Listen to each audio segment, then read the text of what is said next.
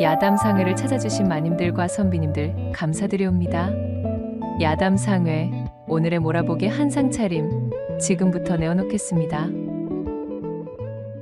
첫 번째 이야기 시작합니다. 강원도 정선 땅 깊은 산골, 발길 닿기 어려운 첩첩산 중에 여담골이라는 작은 마을이 있었어요. 마을이라기엔 민가 몇 채가 전부인 외딴 곳이었으나 그 적막함 속에서도 사람들은 자연에 기대어 서로를 의지하며 살아가고 있었습니다. 윗골에는 산삼과 약초를 캐어 살아가는 신만이 부부가, 아랫골에는 사냥으로 생계를 잇는 사냥꾼 부부가 살았답니다. 자연의 아름다움과 고립된 환경은 그들의 삶을 세상과 동떨어진 고요함으로 채워주었지요. 어이구, 형님, 또 산 타러 나가시오? 거 삼이라고는 구경도 못하는 양반이 무슨 신만이야? 그냥 약초꾼이라 하시구려. 이거 조선 팔도 신만이들이 다 형님 같았으면 벌써 굶어 죽지나 않았을라나 몰러. 아니 이 친구야. 내가 아무리 삼을 못 만지는 신만이라 한들 어디 토끼나 다람쥐 같은 놈들로 겨우 걸리는 사냥꾼만 하겠는가? 허이구, 죄에 돈도 안 되는 약초 나부랭이만 캐와도 바가지 한 번 안 긁는 토끼 같은 마누라가 집에 있다고 너무 잘난 척 하시는 거 아니시오? 이거야 원. 어디 그 집 금슬이 하도 유별난통해 동네 남정네들이 아주 부러워서 길을 못 펴고 사니 산신도 눈꼴시러워서 사냥감을 안 내려주시는 거 아니겠소? 이렇듯 사냥꾼과 신만이는 서로 농을 주고 나눌 만큼 호영호재하며 살갑게 지내고 있었지요. 윗집의 신만이 내외는 둘 다 넉넉한 품을 지녔고 서로를 아끼고 사랑하는 마음이 뜨거웠습니다. 남편은 성실하게 산을 타 좋은 약재를 구해왔고 아내인 분이는 그런 남편을 지극정성으로 보살피며 살림을 꾸려나갔습니다.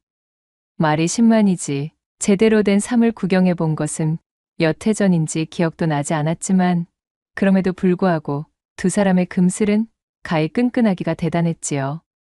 해가 질 무렵 마당에서 장작을 패는 남편에게 분이가 시원한 우물물 한 바가지를 건네며 물었습니다. 서방님, 올겨울 추위가 매섭다는데 땔감이 모자라지는 않을는지요? 괜히 일욕심 부리시다 몸 상하실까 염려됩니다. 신만이는 분이가 건네는 물을 받아 단숨에 들이켰습니다. 그의 얼굴에는 투박하지만 정직한 웃음이 걸려 있었어요. 걱정 말아요, 분이. 산의 나무는 썩어 넘치는걸. 당신 추위 타지 않게 아궁이에 불말을 날 없게 해줄 테니 염려 놓으시오. 내가 우리 분이를 세상에서 제일 따뜻하게 해줄 것이오. 투박한 말이었지만 그 속에 담긴 애정이 고스란히 느껴졌습니다. 기분이 좋아진 분이는 남편의 넓은 등에 기대어 잠시 눈을 감았어요. 이 품 안이 세상의 전부인 듯 안온했지요. 밤이 깊어 방문을 닫아 걸면 그들의 집에서는 소곤거리는 웃음소리와 따뜻한 온기, 그리고 어느새 두 사람의 농밀한 숨소리로 가득 메우는 질펀한 운우가락이 새어나왔습니다. 아유, 서방님도 참, 어쩜 이리 지치는 법이 없으십니까, 그래. 분이 같은 색시와 함께 사는데 지치다니. 그것이야말로 사내구실도 못하는 놈 아니겠소? 자, 그런 소리 마시고 나는 아직 끝나지 않았으니 어서 이리 들어와 보시구려. 이번에는 내 새로운 방법으로다가 한번 당신과 진득해져 볼 참이라오. 이윽고 호롱불이 후욱 꺼지면 두 사람이 만들어가는 한밤중의 운우가락 소리가 지천으로 퍼져 풀벌레들도 숨을 죽인 채 귀를 기울이게 만들어버렸답니다. 반면 아랫집 사냥꾼 만식의 집에는 늘 차가운 기운이 감돌았습니다. 만식의 아내 점덕은 입만 열면 타박이요, 바가지였어요. 만식이 힘들게 사냥해온 짐승으로 살아가는 살림에도 늘 불평이 끊이지 않았습니다. 에게, 오늘도 고작 노루한 마리요. 다른 사냥꾼들은 장에 나가 집신이라도 팔아오고 사냥철이 아니면 남의 집 머슴이라도 산다던데 당신은 어찌 그리 산에만 붙어 사는 게요. 이러다 올 겨울엔 굶어 죽기 딱이겠소. 저녁 상머리에서 점덕이 숟가락을 내려놓으며 쏘아 붙였습니다. 만식은 말없이 짐승의 고기를 우악스럽게 씹어 넘겼지요. 점덕의 잔소리는 하루 이틀이 아니었지만 들을 때마다 속이 뒤틀리는 것은 어쩔 수 없었습니다. 산에서 사는 사냥꾼이 산에 있지. 그럼 어디에 있겠소? 굶어 죽을까봐 그러오. 그딴 것은 걱정일랑 마시오. 내 손에 활과 칼이 있는 한 탐욕이 덕지덕지 붙은 당신 입구멍에 풀칠만은 시켜줄 터이니 만식이 쏘아붙였지만 그 목소리에는 위력이라는 것이 없었습니다. 그 역시 이 지긋지긋한 삶이 버거웠지요. 점덕과 그는 애초에 정으로 맺어진 사이가 아니었습니다. 만식의 집안이 큰 빚을 지게 되었을 때 돈 많고 수단 좋은 점덕의 부모가 그 빚을 탕감해주게 되었지요. 그 대신 내다 치우듯이 집안의 장녀이자 노처녀로 밥을 축내고 있던 점덕을 만식과 혼인하도록 강요했던 것입니다. 만식은 어쩔 수 없이 점덕을 아내로 맞으면서도 단 한 번도 그녀에게서 여인의 온기를 느껴본 적이 없었고 점덕 역시 만식을 돈 벌어오는 수단 이상으로 생각하지 않는 듯 했어요. 그들의 집에는 사랑도 정도 아닌 차가운 공기만이 가득했습니다. 그런 만식의 마음 속에는 사실 오래전부터 다른 여인이 자리 잡고 있었습니다. 바로 윗집의 분이었어요. 처녀 시절의 분이는 만식에게 산골의 꽃처럼 아름다운 존재였답니다. 그는 분이를 남몰래 연모했지만 변변찮은 자신의 처지와 어쩐지 다가가기 어려운 분이의 고고함 앞에서 고백조차 해보지 못했습니다. 그리고 결국 운명의 장난처럼 원치 않는 여자 점덕과 묶여버렸지요. 산골 생활은 적적했기에 윗집과 아랫집은 겉으로는 친형제처럼 서로 돕고 지냈습니다. 사냥감을 나누거나 약재를 캐오면 조금씩 건네주는 식으로 왕래가 있었어요. 하지만 만식에게 그 시간은 가장 기다려지는 시간이면서도 한편으로는 고문과 같았습니다. 윗집에 갈 때마다 분이와 그의 남편이 함께 웃고 이야기 나누는 모습을 봐야 했기 때문입니다. 어느 날 만식은 윗집 신만이에게 줄 사냥감을 들고 찾아갔습니다. 방문이 열린 틈으로 분이의 낭랑한 목소리가 들려왔습니다. 서방님, 오늘은 노루간을 좀 얻어왔어요. 아랫집 홍서방이 주신 건데 사내의 몸에 좋다고 하니 우리 서방님 많이 드셔요. 허허허. 아니, 보시오 임자. 내 몸이 이 이상 좋아지면 야밤마다 우리 분이는 나를 어찌 감당하려 그러시오? 요사이 내가 조금 소홀했다고 이리 눈치 주는 것이오? 아유, 정말로 못 말리신다니까. 신만이의 굵직한 웃음소리와 분이의 교태 섞인 비음에 만식은 사냥감을 들고 있던 팔에 힘이 쭉 빠지고 말았습니다. 지아비를 향한 분이의 목소리는 늘 상냥했고 눈빛에는 사랑이 가득했지요. 그 모습을 볼 때마다 만식의 심장 속에서는 시커먼 질투심이 피어올랐습니다. 이런 육설, 원래 저 자리에 있어야 할 사람은 솔직하니 이야기해서 나 아니던가? 말이야 바른 말이지. 사실 내가 먼저 연모했던 분이 이거늘 어찌 저리 다른 사내와 행복하게 사는 것을 두 눈 뜨고 보고만 있어야 한단 말인가? 게다가 나는 이토록 혼인 생활의 염증만 느끼고 있는데. 만식은 분이와 행복하게 살고 있는 신만이가 원망스러웠고 그런 신만이를 사랑하는 분이가 야속했으며 자신과 한 집에서 사는 점덕에게는 분노가 치밀었답니다. 그러던 어느 날 밤, 만식은 사냥을 마치고 평소보다 늦게 집으로 돌아왔어요. 방문 앞에서 희미한 불빛이 새어나왔지만 인기척이 없었습니다. 문을 열려던 그는 안에서 들려오는 점덕의 목소리에 발걸음을 멈췄습니다. 그것은 만식에게 건네는 목소리가 아니었어요. 자신은 단 한 번도 들어본 적이 없던 너무도 부드럽고 애틋한 속삭임이었습니다. 그리고 이윽고 집안에서 웬 낯선 사내의 나직한 대답이 이어졌습니다. 아잉, 이거 봐 석강이. 자넨 정말이지. 이런 산골짜기에서 남의 집 세경이나 받아먹고 살기엔 아까운 존재란 말이여. 이 우람한 것 좀 보라지. 이걸 그냥 놔두고 어찌 사신대? 어휴, 아지매의 그 시커먼 속은 정말 한양 그 누구를 가져다 붙여도 아니 될게요. 참으로 어쩜 그리 음탕하시오? 집안에서 들려오는 외도의 현장에 만식의 심장이 차갑게 식었습니다. 그는 조용히 문틈으로 안을 들여다보았지요. 점덕은 다른 고을에서 품팔이를 하고 있는 젊은 머슴과 함께 있었습니다. 게다가 두 사람은 만식의 이부자리 위에서 서로를 탐하고 있었지요. 만식은 숨을 멈췄습니다. 헌데 배신감보다 먼저 느껴진 것은 묘한 해방감과 번뜩이는 꾀였어요. 저 천하의 못된 것이 이제는 일말의 부부간 신임마저도 져버리는구나. 그래, 차라리 잘 되었다. 네가 그리 나와주는 덕에 나도 오히려 마음이 홀가분해져서 이젠 해치울 수 있게 되었어. 그의 눈빛이 광기로 번뜩였습니다. 우연히 맞이한 아내의 추악한 비밀은 오히려 만식에게 복수와 욕망을 동시에 실현할 수 있는 사악한 계책의 시발점이 되었어요. 아내 점덕과 다른 사내의 은밀한 만남을 확인한 그 밤, 만식의 머릿속에서는 차가운 계산이 시작되었습니다. 어느 날의 밤, 만식은 헐레벌떡 윗집 분이에게 찾아갔습니다.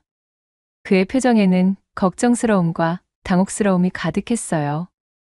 형수님 계시오?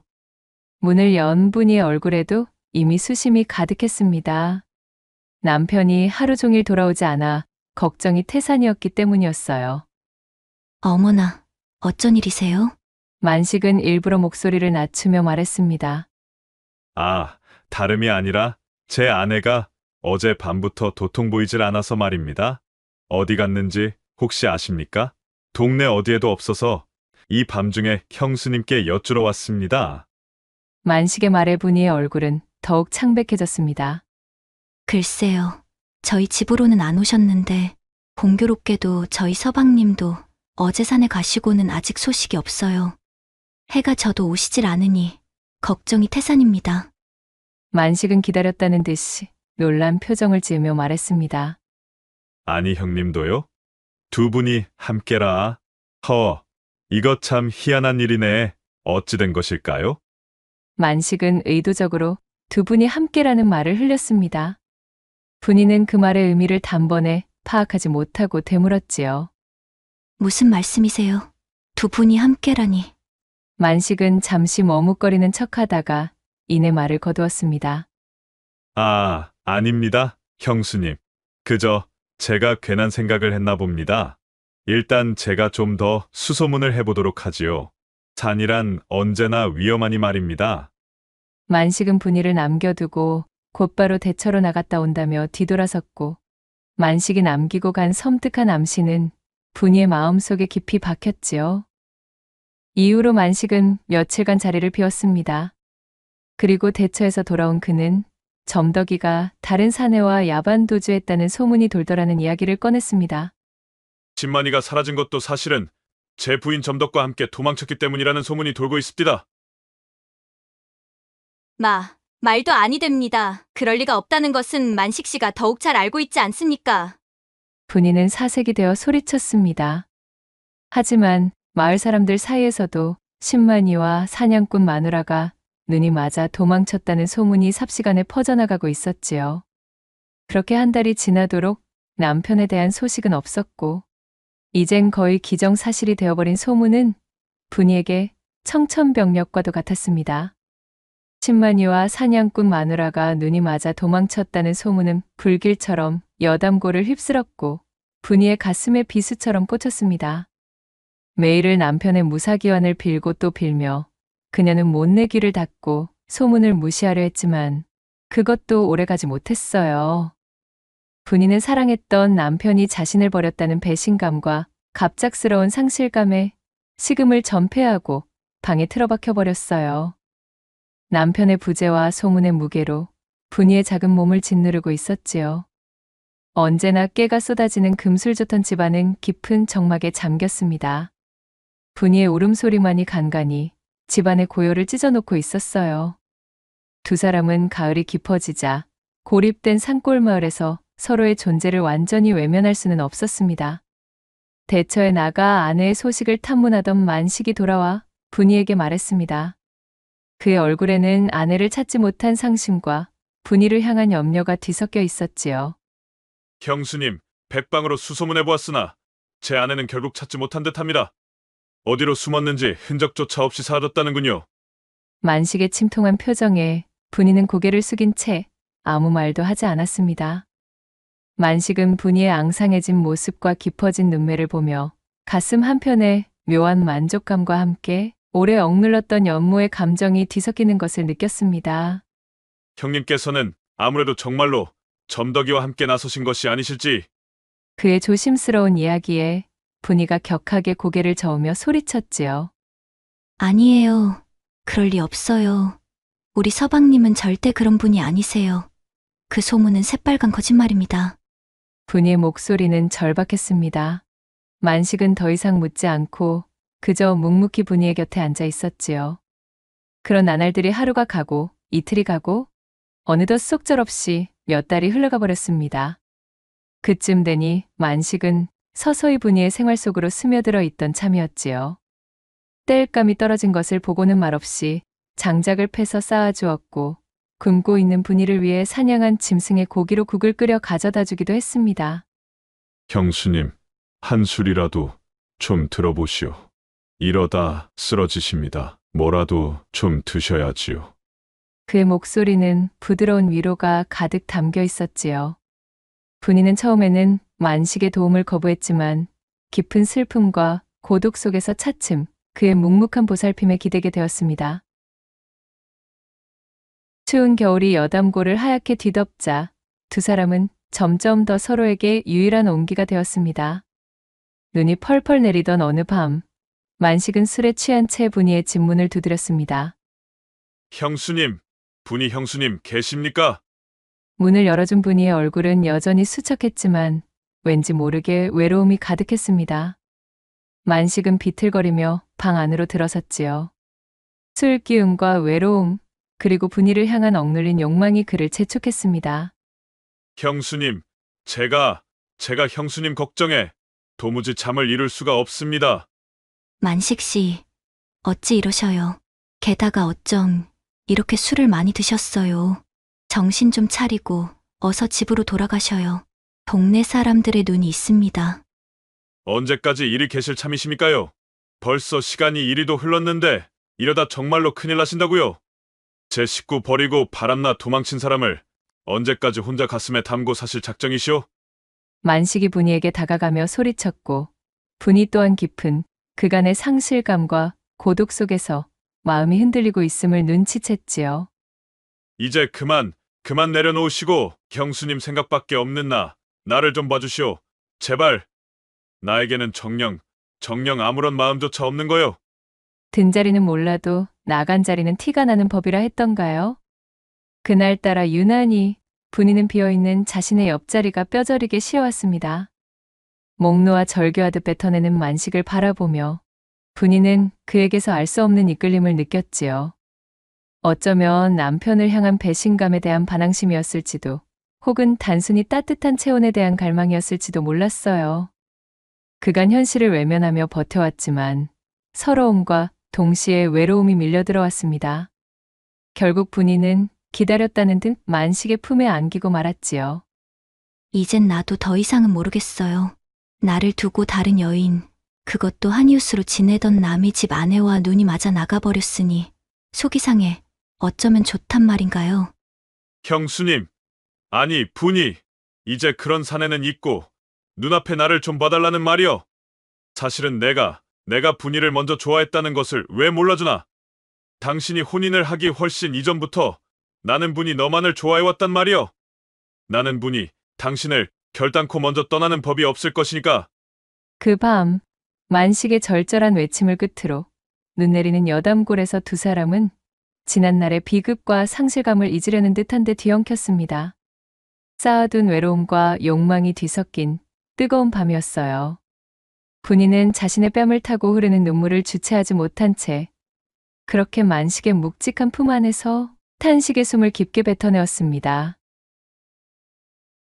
날이 새도록 이어진 두 사람의 거칠고도 뜨거운 운우지정은 결국 두 사람이 서로에게서 새로운 삶의 도피처를 찾게 되는 물고와 같았답니다. 이후 자연스럽게 두 사람은 가시버시가 되어 새 살림을 차렸습니다. 만식은 분이를 여보라 부르고 분이 또한 그를 서방님이라 불렀습니다. 그들의 새로운 삶은 겉보기에는 행복하고 뜨거웠습니다. 만식은 분이를 향한 오랜 욕망을 채웠고 분이 역시 사랑하는 사람에게 버림받았다는 상실의 고통 속에서 예상치 못한 위안과 함께 외로움을 잊을 육체적인 즐거움을 얻었어요. 그들은 지난 비극을 애써 잊은 채 여담골의 봄을 함께 맞이하며 웃음꽃을 피우며 지냈습니다. 하지만 분이는 얼마 지나지 않아 자신에게 찾아온 이 두 번째 행복이 실은 끔찍한 진실 위에 세워진 모래성일 뿐이었다는 것을 알게 되었습니다.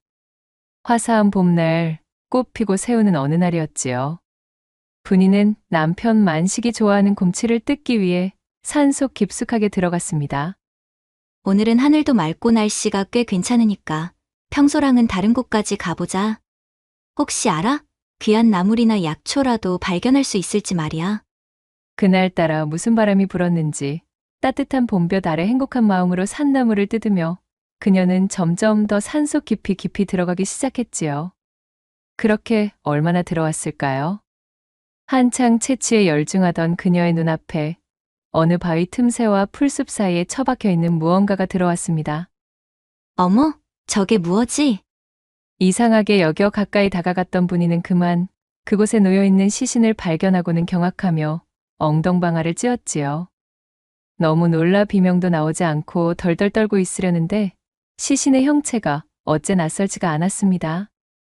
마른 침을 삼키고 용기를 내어 다가가 보니 세상에나 이럴 수가요. 부패해 가는 시신은 바로 점덕이와 눈이 맞아 야반도주했다던 자신의 남편 신만이었던 것이지요. 서방님. 세상에나. 참말로 서방님이란 말이에요? 분이는 믿을 수 없는 현실에 두려움을 억누르며 좀 더 자세히 시신을 살펴보았지요. 그리고 곧 시신의 안주머니에서 지난 생일 때 자신이 곱게 바느질하여 만들어준 손수건이 들어있음을 확인하고 말았습니다. 서방님, 참말로 서방님이 맞단 말입니까? 세상에, 도대체 무슨 일이 있었기에 이 외딴 곳에서 이리 계셨다는 말이어요. 분이의 입에서 신음 같은 목소리가 터져 나왔습니다. 충격에 휩싸인 그녀는 땅이 꺼져라 통곡하며 눈물을 쏟아냈습니다. 그러다 문득 시신의 굳게 움켜진 오른손에 시선이 갔지요. 서방님, 무엇을 쥐고 계시기에 이리도 힘껏 마치 한이라도 맺힌 듯이 손을 꽉 움켜쥐고 계신답니까? 눈물을 닦아낸 분이는 손을 털고 시신의 오른손가락을 천천히 펴보았습니다. 그러자 그 안에서 낡은 단추 하나가 툭 떨어지는 것이었어요. 어쩐지 상당히 익숙한 모양새의 단추였습니다.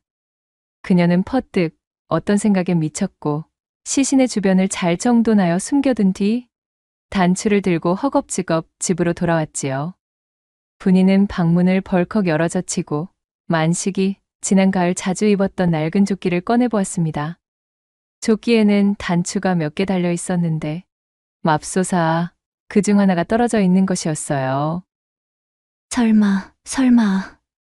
아니겠지. 그녀는 벌벌 떨리는 손가락으로 조끼에 남은 단추와 남편 손에서 나온 단추를 가져다 대보았습니다.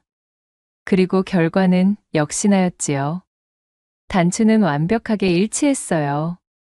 끔찍한 진실이 분이의 머릿속을 강타했습니다. 자신에게 거짓을 고하고 자신의 지아비를 점덕과 눈이 맞아 야반도주를 감행한 몹쓸 위인으로 만든 사람. 자신의 남편을 저토록 참담한 몰골로 버려둔 범인은 바로 지금 자신의 곁에 있는 사냥꾼 만식이라는 것 말이지요. 내가 참으로 미쳤었구나. 이런 일이 있는지도 모르고 내가 지아비를 죽인 원수와 함께 지낸 것도 모자라 밤마다 그와 살을 섞고 정까지 통했다니. 밀려드는 충격으로 분이는 혼절할 듯 방바닥에 실신했고 그렇게 오장육부를 다 쏟아낼 듯 절규하고 목 놓아 울음을 터뜨렸지요. 온몸의 수분이 다 쥐어짜질 만큼 울고 또 울었을 때 분이의 슬픔은 곧 차가운 분노와 복수심으로 서서히 뒤바뀌어 있었습니다. 그때 마침 만식이 사냥을 마치고 집으로 돌아왔습니다. 그는 분이의 얼굴에 떠오른 차가운 표정과 그녀의 손에 들린 단추, 그리고 바닥에 놓인 조끼를 보고는 가슴이 철렁 내려앉고 말았습니다. 분이, 당신 설마? 만식은 그녀가 모든 것을 파악했음을 직감했지요. 더 이상 숨길 수 없음을 깨달은 만식은 그 자리에 무릎을 꿇었습니다. 곧이어 만식의 입에서 울음 섞인 고백이 터져 나왔답니다. 다 내 잘못이오. 분이가 상상하는 것이 맞소. 내가 그만 형님을 그리 만들고 말았다오. 내 당신을 너무나 연모하고 있었기에, 그랬기에 형님과 당신이 행복한 꼴을 두고 볼 수가 없어. 나도 모르게 이런 일을 벌이고 말았다는 것이오. 눈물 범벅이 된 만식은 오랜 기간 묻어둔 진실을 실토하기 시작했지요. 때는 거슬러 올라가 만식이 평소보다 늦게까지 사냥을 하다 집으로 돌아와 점덕과 이웃고을 머슴이 붙어먹는 것을 알아차린 시기였습니다. 아내의 부정을 확인한 이후로 만식은 며칠간 점덕의 동태를 살폈습니다. 그녀가 언제 어디서 그 머슴을 만나는지 알아내기 위해서였어요. 그는 점덕이 평소 인적이 드물고 지형이 험한 산골짜기에 오래된 고목 아래 바위굴에서 그 머슴을 만나기로 약속했다는 것을 알게 되었습니다. 그곳은 발을 잘못 디디면 낭떠러지로 추락하기 쉬운 위험한 곳이었기에 오히려 인적이 드물어 미래를 즐기는 남녀의 방문이 종종 있어 오던 곳이었지요. 약속 당일 해질 무렵 만식은 외출했다 돌아오는 점덕에게 말을 걸었습니다. 그의 목소리는 평소와 달리 부드러웠지요. 어디 갔다 이제 오는 게요? 집구석은 파리만 날리게 비워두고. 그러자 점덕이 심드렁이 대꾸했지요. 흥, 당신 돈벌이도 시원찮은데 나까지 집에 붙어 앉아 있어야 하오? 이래저래 볼 일이 있어 잠깐 나갔다 왔소? 그나저나 오늘은 아예 겨우 코딱지만한 토끼 한 마리시네? 이제 아예 놀고 먹기로 작정이라도 한 겐가? 점덕은 만식이 가져온 사냥감을 내려다보고는 또 다시 한숨을 쉬며 타박할 준비를 하는 듯 했습니다. 평소라면 다툼이 시작되었겠으나 만식은 그녀의 말을 뚝 끊었지요. 그러지 말고 중요한 이야기가 있으니 잠깐 이리 와 앉아보. 뭔데 그러시오? 또 쓸데없는 소리나 하려는 건 아니겠지? 실은 내가 말이야. 오늘 산에 갔다가 아주 귀한 것을 발견했지 뭐야. 신만이 형님도 평생에 한 번 볼까 말까한 어마어마한 양일세. 좋기 100년근은 넘어 보이는데 이게 한 뿌리도 아니고 자그마치 20뿌리인 거야. 이걸 그대로 캐서 돌아오던 중에 아무리 보아도 이 시간에는 신만이 형님과 무조건 마주치겠다 싶어서 아무도 모르는 곳으로 우회에 숨겨두었다는 거 아니겠어? 괜시레 동네방네 소문이라도 나면 아니 되니까 말이야. 행여나 신만이 형님이 사실 자기가 봐둔 거라고 우기기라도 하면 이거 상당히 골치가 아파진다 이 말씀이지. 진정 그것이 사실이오? 100년근, 그것도 20뿌리! 이거 거짓말하는 거 아니겠지? 점덕의 목소리가 상기되었습니다. 그럼 이런 걸로 거짓말을 하겠는가? 고목 아래 바위골 쪽 절벽 근처에 내가 면포로 잘 싸서 숨겨두었지. 오늘 밤이 지나고 나면 신만이 형님과 엇갈리지 않게 그리 가서는 자네랑 나랑 이웃고을 장터에다가 후딱 팔고 오면 되는 거야. 그러면 우리는 평생 만져보지 못할 액수의 돈을 벌게 되는 거라고. 만식은 점덕이 머슴과 미래하기로 한 장소를 정확히 지목했습니다. 혹여나 그녀가 양심의 가책이라도 느낀다면 여기서 멈출 생각이었지요. 하지만 만약 그녀가 이번에도 자신에 대한 신뢰를 지키지 않는다면 그는 점덕이 머슴을 만나러 가는 김에 자신의 미끼를 반드시 물 것이라 계산했습니다. 점덕은 잠시 갈등하는 듯 보였지요. 허나 만식은 평생 만져보지 못할 액수라는 말이 그녀의 귀를 솔깃하게 만들고 있다는 것을 잘 알고 있었습니다. 그리고 어둠으로 깊게 물든 그날 밤, 머슴과 만나기로 한 시각보다 한참이나 일찍 자리에서 일어난 점덕이 몰래 집 밖으로 빠져나가는 것을 실눈으로 확인한 만식은 조용히 그녀의 뒤를 따라갔습니다. 그리고 아니나 다를까 자신이 말한 곳에 바위 틈에서 숨겨진 면포를 찾느라 분주해지기 시작하는 그녀의 모습에 만식은 씁쓸한 뒷맛을 느꼈습니다. 그것을 찾아내 머슴과 야반도주를 하려 했든 그녀 자신이 혼자 꿀꺽하려 했든 어쨌든 그녀의 장밋빛 미래에 지아비인 만식 자신은 포함되지 않았음은 자명해졌지요. 걔서 혼자 뭐하는 거야? 있지도 않은 산산뭉치들을 찾느라 그리 분주하신가? 에그머니나, 여보! 당신이 이 시간에 어떻게 여기에? 소스라치게 놀란 점덕의 목소리에는 놀라움과 경계심이 뒤섞여 있었어요. 만식은 아무 대꾸 없이 차가운 눈빛으로 점덕을 바라보았습니다. 그는 이제 일말의 가책조차 느끼고 있지 않았지요. 만식은 허둥지둥 변명을 늘어놓기 시작하는 그녀에게 다가가 순식간에 몸을 밀쳤습니다. 예상치 못한 남편의 행동과 험한 지형에 발을 헛디딘 점덕은 외마디 비명과 함께 그대로 낭떠러지 아래로 추락했습니다. 만식은 점덕의 마지막 순간을 확인하고는 차가운 얼굴로 돌아섰어요. 그녀의 죽음에 대한 책임은 머슴에게 덮어씌우면 될 일이었으니까요. 아내를 처리한 만식은 곧바로 윗집 신만이에게로 눈을 돌렸습니다. 분위를 완전히 차지하기 위해서는 신만이가 사라져야만 했습니다. 만식은 신만이가 산삼을 캐러 깊은 산속으로 들어간다는 것을 미리 알고 있었고 그 기회를 놓치지 않았습니다. 신만이가 홀로 산행에 나선 틈을 타 그 뒤를 밟았습니다. 깊고 깊은 산속에서 신만이를 마주친 만식은 망설임 없이 이를 실행했지요. 신만이는 미처 저항 한번 해보지 못하고 쓰러졌고 만식은 숨이 끊어진 것을 확인한 후 그의 주검을 아무도 찾지 못하도록 깊은 바위 틈새에 숨겨두었습니다. 분이가 그토록 사랑했던 남편의 주검은 그렇게 차갑고 축축한 바위 아래에 버려졌지요. 그렇게 일을 끝마친 만식은 자신의 집으로 돌아와 손을 깨끗하게 씻고서 분이를 찾아갈 준비를 했던 것이었습니다. 자신의 아내와 신만이가 동시에 사라진 것을 이용해 분이를 뒤흔들 작정으로 말이지요. 그렇게 만식의 모든 이야기가 끝이 나자 분이의 표정은 차갑게 식어 있었지요. 만식이 그녀의 낯빛을 살펴보며 전전긍긍하고 있을 때 갑자기 분이의 얼굴에 야릇한 미소가 떠올랐습니다. 그랬었군요. 솔직하니 이야기해 주어서 고마워요. 당신 줄곧 나를 흠모해 오셨다 이거지요? 그리 중얼거린 분이는 만식의 조끼에서 떨어진 단추를 주워 부엌 아궁이에 활알 타는 불 속에 던져 넣는 것이었어요. 분이 지금 무슨... 이거면 당신이 그리했다는 증거는 없는 것과 마찬가지지요? 분이는 만식에게 다가가 그의 뺨을 어루만지며 배시시 웃으며 말을 이었지요.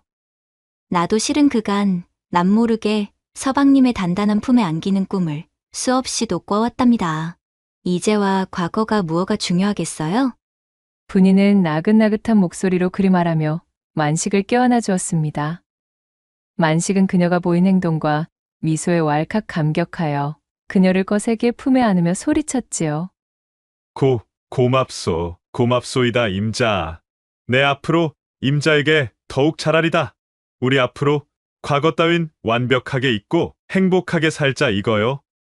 허나 만식은 보지 못했지요. 자신을 안고 있는 분이의 눈빛이 얼음장처럼 차가워져 있다는 것을 말입니다.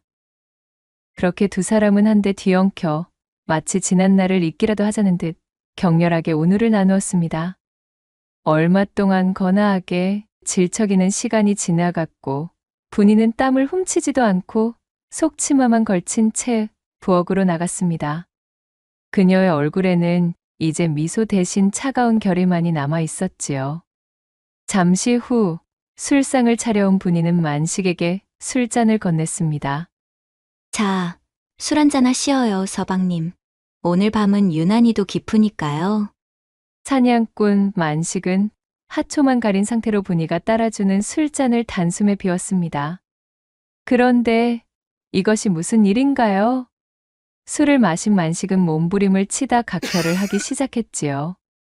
그는 떨리는 손을 뻗어 분이를 향한 허망한 시선을 보내다 결국 쓰러져 눈을 감고 말았습니다.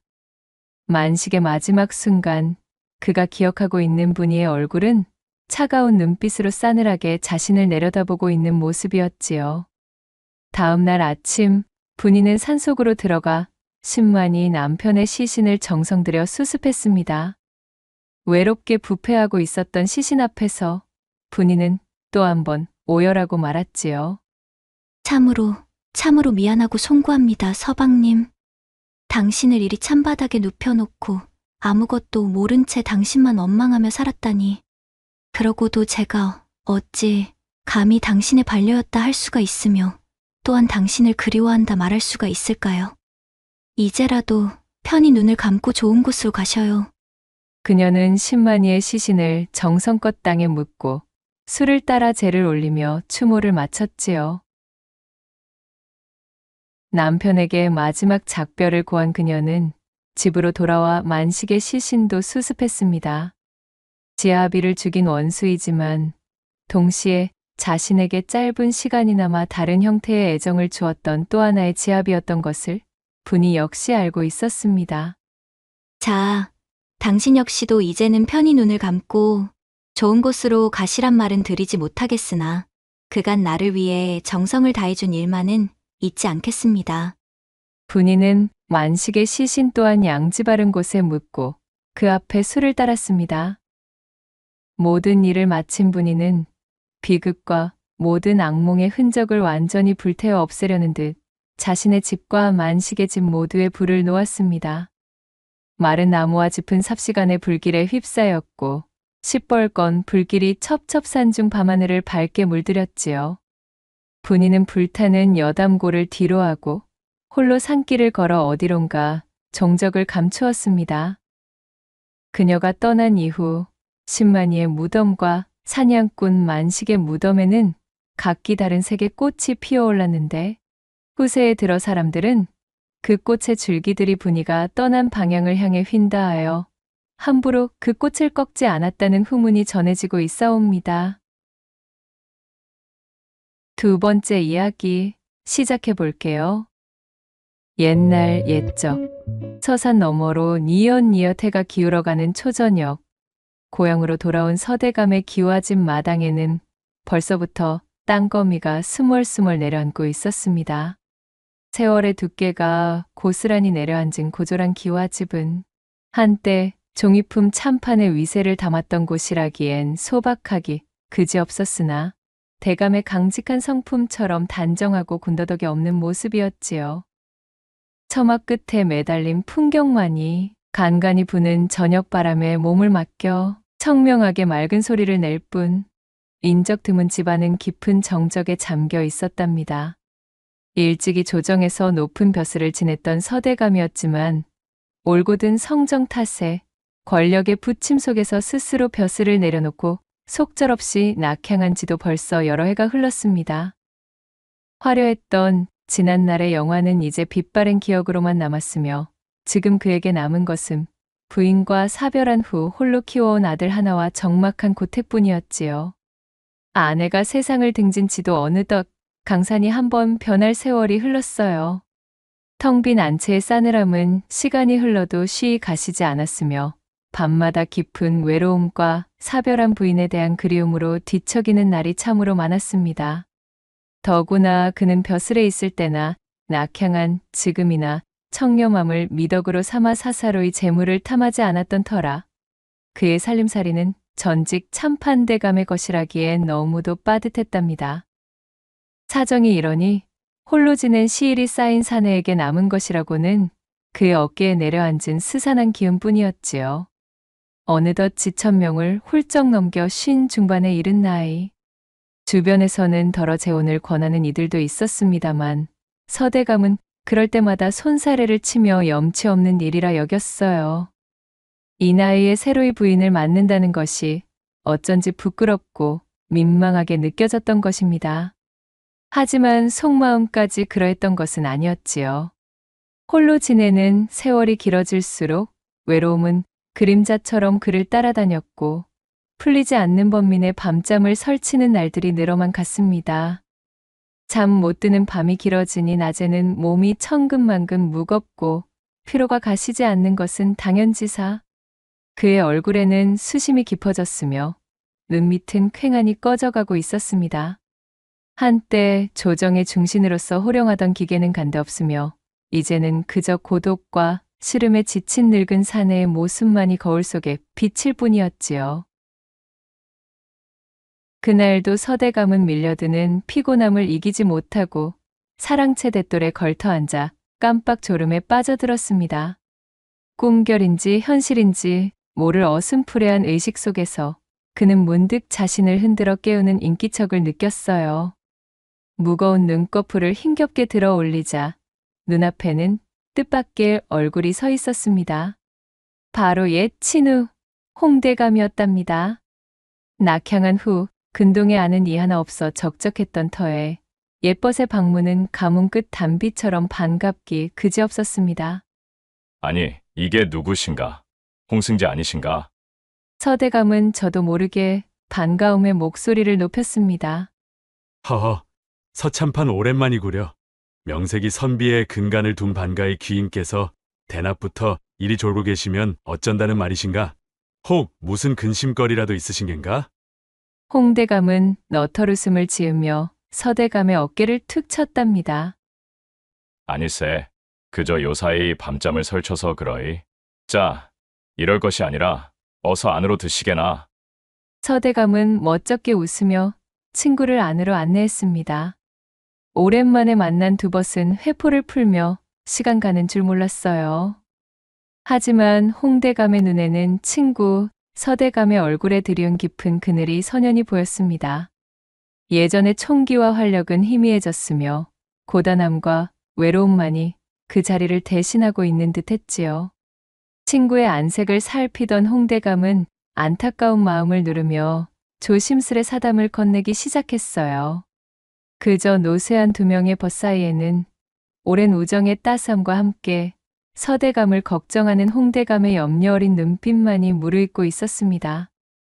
서대감의 모습을 마주한 그 이후로 홍대감은 벗의 외로움을 덜어주려는 듯 틈만 나면 서대감의 집을 찾았지요. 두 늙은 벗은 술잔을 기울이기도 하고 바둑을 두기도 하며 소일했습니다. 하지만 그런 홍대감의 노력에도 친우인 서대감의 모습은 날이 갈수록 수척해져만 갔어요. 밤잠을 이루지 못하는 날이 늘어나니 낮에는 꾸벅꾸벅 조는 일이 잦았고 안색은 더욱 어두워만 졌습니다. 도대체가 끼니는 제대로 챙겨 먹기는 하는 것인지 또한 아들의 교육은 어찌하고 있는지 홍대감의 염려는 깊어만 갔습니다. 여보시게, 서참판. 나랑 잠깐 이야기 좀 나누시게나. 어느 날 마주 앉아 술잔을 나누던 홍대감이 보다 못해 입을 열었지요. 내 그간 자네를 쭉 지켜보았는데 대체 언제까지 이리 홀로 지낼 셈인가? 내 이런 말까진 하지 않으려 했네만 지금 자네의 꼬락서니를 좀 보시게나. 자네는 이제 예전에 그 조정을 호령하던 나이가 아닐세. 몸도 돌보아야 하고 하나뿐인 자식 녀석 앞길도 생각해야지. 상처한 지도 벌써 이리 오래되었으니 이제 그만 새로이 혼사를 고려해보는 것이 어떻겠는가? 서대감은 들고 있던 술잔을 조용히 내려놓았습니다. 친구의 진심 어린 걱정은 고마웠으나 마음 한편이 씁쓸했지요. 허허, 홍승지. 자네마저 그런 말을 하는가? 내 이미 50를 넘긴 지 오래일세. 이 나이에 어느 처자가 늙수그레한 호라비에게 시집을 오려 하겠는가? 자식 녀석 보기에도 민망한 일이네. 더는 그런 말 말게나. 그는 애써 태어난 척 손사래를 쳤지만 목소리 끝에는 체념과 쓸쓸함이 묻어났어요. 예전 같으면 호통이라도 쳤을 법한 강직한 성품도 세월과 고독 앞에 많이 무뎌진 듯 했지요. 하지만 홍대감은 물러서지 않았습니다. 그는 이미 서대감 몰래 여기저기 수소문을 해둔 터였지요. 여보게, 너무 그리 낙담만 할 일이 아닐세. 내 자네를 위해 받은 처자가 있다네. 아니, 나를 위해 받은 처자라니. 대체 그것이 무슨 말인가? 서대감의 눈이 잠시 커졌다가 이내 민망함과 자조의 빛으로 흐려졌어요. 설마 아니, 자네? 어허, 이 사람. 농담이 지나치시네 그려. 농담이라니 천만에 다름 아닌 옆마을 고생원대 규수 이야기네. 그 집이 대대로 과거 급제자가 없어 문벌은 우리만 못하지만 살림살이는 수천 석을 헤아리는 부를 축적한 집안이지. 더구나 그 여식이 행실이 바르고 용모 또한 예쁘기로 소문이 자자하다네. 나이도 이제 겨우 혼기를 넘긴 20살 전후라 하니 자네에게는 조금 과분할지 모르겠으나. 홍대감은 성품상 몹시도 무안해할 서대감의 눈치를 살피며 살짝 농을 곁들인 듯 분위기를 풀어나갔지요. 아니나 다를까 서대감은 기가 막힌다는 듯 헛웃음을 터뜨렸습니다. 생원대 규수에 또한 그 나이가 20이라. 허, 이보시게 홍승지. 내 처지가 어떤지 뻔히 알면서 어찌 그런 말씀을 하시는가. 그야말로 언감생심이라는 말을 아니할 수가 없겠구만. 내 어찌 감히 그런 어린 규수를 넘볼 수 있겠는가. 남의 집 귀한 여식에게 못하는 소리가 없으시구만. 당치도 않은 말은 그만하시게. 아니, 자네 처지가 어디가 어떻다고 이러시는가?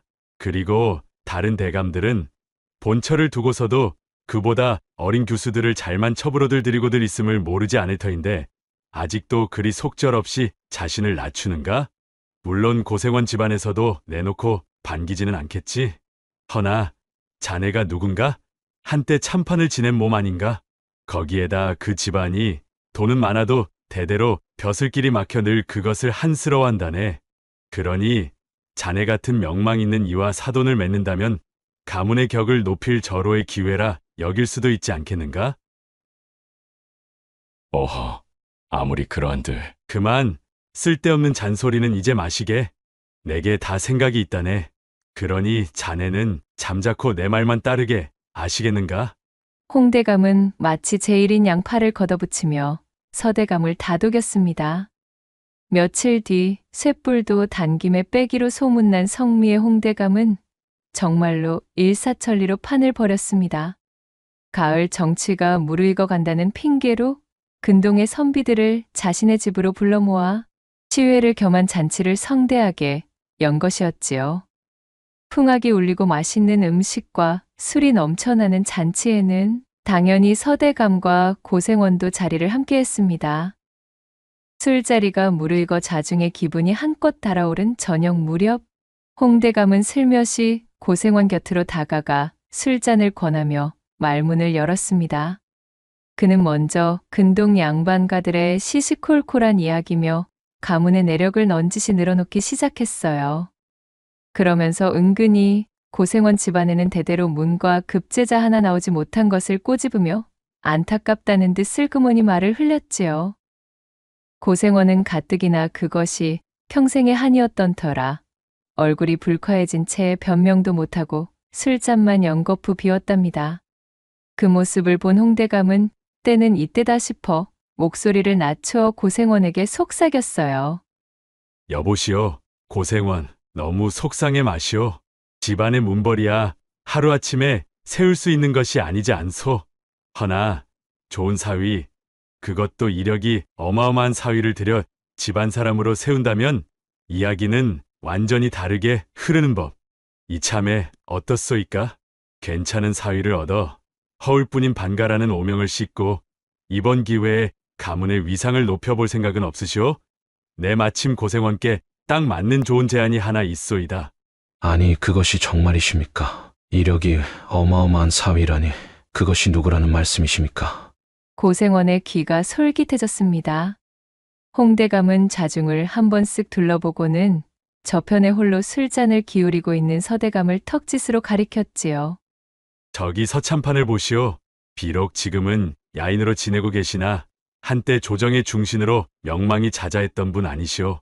저런 분을 사위로 맞으신다면 고생원 댁 가문에도 큰 빛이 될 것이외다. 멀리서 찾을 것 없이 바로 이 자리에 좋은 인연이 있지 않겠소? 순간 술렁이던 잔치 자리에 찬물을 끼얹은 듯 정적이 흘렀습니다. 주변에 앉아있던 선비들은 홍대감이 술김에 망령이라도 든 것인가 하여 서로 눈치만 살폈고 멀찍이서 제게 쏠리는 겸연쩍은 분위기를 읽은 서대감은 얼굴이 홍당무처럼 붉어져 어쩔 줄 몰라 했어요. 가장 놀란 것은 고생원이었답니다. 그는 술 기운이 확 달아나는 것을 느끼며 잠시 말을 잇지 못했습니다. 참판을 지낸 서대감과 사돈을 맺는다는 것은 가문의 영광임이 분명했으나 예전의 명성과는 어울리지 않게 초라해진 그의 많은 나이와 수척한 행색이 마음에 걸렸지요. 잠시 깊은 생각에 잠겼던 고생원은 이내 홍대감에게 말했습니다. 저 일단 혼인은 일륜지대 사라 하였으니 이 자리에서 저 혼자 결정할 사안은 아닌 듯 싶습니다. 우선은 저희 집사람과 상의부터 좀 해본 이후에 확답을 드릴 수가 있을 것 같습니다. 그렇게 그날 밤 집으로 돌아온 고생원은 부인에게 홍대감의 제안을 조심스레 털어놓았어요. 그러나 부인의 반응은 싸늘하다 못해 얼음장 같았답니다. 아니 여보, 지금 제정신이신 geb니까? 그놈의 문벌, 아주 그만 좀 하셔요. 그것이 어디 쌀밥이나 먹여주냐는 말입니다. 우리가 지금 사는 것에 부족함이 없고 누구나 우리의 가세를 부러워하고 있거늘 대관절 무엇이 아쉽다 하여 그 늙고 가난한 호라비에게 우리 귀하디 귀한 딸을 해치우듯 넙죽 던져주란 말씀이에요? 어허, 부인, 네 물론 당연히 그런 마음을 이해는 하지만 부인도 알지 않습니까? 사람들이 우리 집안을 보고 문과급제자 하나 나오지 못한 집안에서 돈푼으로 떵떵대는 꼴이 참으로 비루하다며 두고두고 입방하여 올리고 있다는 것을 말입니다. 그 사람 그저 일개의 가난한 호라비로 치부할 사람은 아닙니다. 참판의 자리를 역임한 사람이란 말이죠. 아 글쎄, 참판이고 참판 아래비고 뭐가 됐든 간에 여식의 앞길을 팔아 문벌 사유를 집안에 들인다 하여 여지껏 부족함 없이 먹고 마시던 우리 인생의 꽃길이라도 펼쳐진다 합디까? 저는 이미 수십 리 밖에 사는 부잣집 도령들과 혼담을 주고받는 중이란 말입니다. 허니 다시는 그런 얼토당토하는 소리 마셔요. 부인은 노발대발하며 고생원을 몰아세웠고 기세에 눌린 고생원은 결국 다음 날 홍대감에게 정중히 거절의 뜻을 전할 수밖에 없었습니다. 이미 먼 곳에 젊고 부유한 신랑을 사윗감으로 정했다는 소식도 곁들이며 말이지요. 홍대감은 낙담하여 서대감을 찾아갔습니다. 여보게, 이거 참으로 면목이 없네. 고생원 댁에서 이미 다른 혼처를 정했다는구먼. 서대감은 씁쓸하게 웃으며 말했어요. 내 그럴 줄 알았네. 그게 당연한 반응이지를 않겠는가. 애당초 분수에 맞지 않는 욕심이었지. 괜히 자네만 애쓰게 만들었구먼. 괜찮네. 이제 그만 잊으시게. 그는 담담하게 말했지만 한편으로는 마음속 저편에서 한가닥 품었던 기대가 실망으로 바뀌는 것을 느꼈지요. 역시 자신 같은 늙은 호라비에게는 봄날 같은 인연은 허락되지 않는 모양이라며 그는 속으로 되뇌이고는 자조 섞인 미소를 흘렸습니다. 그렇게 서대감은 고생원 댁과의 혼담이 무산된 것을 애써 담담히 받아들이며 다시금 적막한 일상으로 돌아갔습니다. 세월은 무심히 흘러 어느덧 한 달이라는 시간이 훌쩍 지났지요. 한편 고생원 댁에서는 마침내 여식의 혼례날이 밝았어요. 그야말로 마을이 떠들썩한 잔치 분위기였습니다. 곱게 단장한 신부는 수줍은 얼굴로 신랑이 오기만을 기다리고 있었고 고생원 내외는 딸의 앞날을 축복하며 분주히 손님들을 맞이하고 있었습니다. 하지만 이것이 어찌된 일인지 약조된 시간이 훌쩍 지나도록 먼 길을 온다던 신랑은 감감무소식이었어요. 처음에는 길이 멀어 늦는가 보다 여겼던 사람들의 얼굴에도 점차 초조함과 불안감이 서리기 시작했습니다. 해는 중천을 넘어 서서히 기울어 가는데 진작에 도착했어야 하는 신랑의 행렬은 코빼기도 보이지 않았지요. 고생원 내외의 속은 새까맣게 타들어갔습니다. 고생원의 머릿속에서 온갖 불길한 예감이 스치고 있었어요. 설마 오는 길에 무슨 변고라도 생긴 것은 아닐까? 정말로 만약에 그런 불상사가 일어났다면 이대로 딸아이가 혼례도 치우지 못하고 파혼이라도 당하면 어찌하나. 이미 초래천까지 성대하게 차려놓은 마당에 이 일을 어찌 수습해야 할지 눈앞이 캄캄했습니다. 웅성거리던 하객들 사이로 술렁임이 파도처럼 번져나가던 바로 그때였어요. 멀리서 흙먼지를 일으키며 몇몇 인형이 황급히 달려오는 것이 보였답니다. 바로 신랑 측에서 보낸 청지기와 하인들이었지요. 그러나 그들의 낯빛은 잔치에 참여하려던 사람들의 모습과는 걸맞지 않게 몹시 초췌하고 다급해 보였습니다. 청지기는 헐떡이는 숨을 겨우 고르며 고생원 앞에 엎드려 비통한 소식을 전했답니다. 고생원의 불길한 예감은 그대로 현실이 되었어요. 어르신, 큰일 났습니다. 신랑 되실 도련님께서 오시는 길에 그만 낙마하시어 목숨을 잃고 마셨지 뭐겠습니까요. 순간 잔치마당에는 싸늘한 침묵이 감돌았습니다. 고생원은 하늘이 무너지는 듯한 충격에 휘청거렸고 안채에서 소식을 전해 들은 고생원의 부인은 그 자리에 풀썩 주저앉아 실신할 듯 통곡하기 시작했어요. 홀레날 신랑이 죽다니 이 무슨 마른 하늘의 날벼락 같은 일이란 말인가요?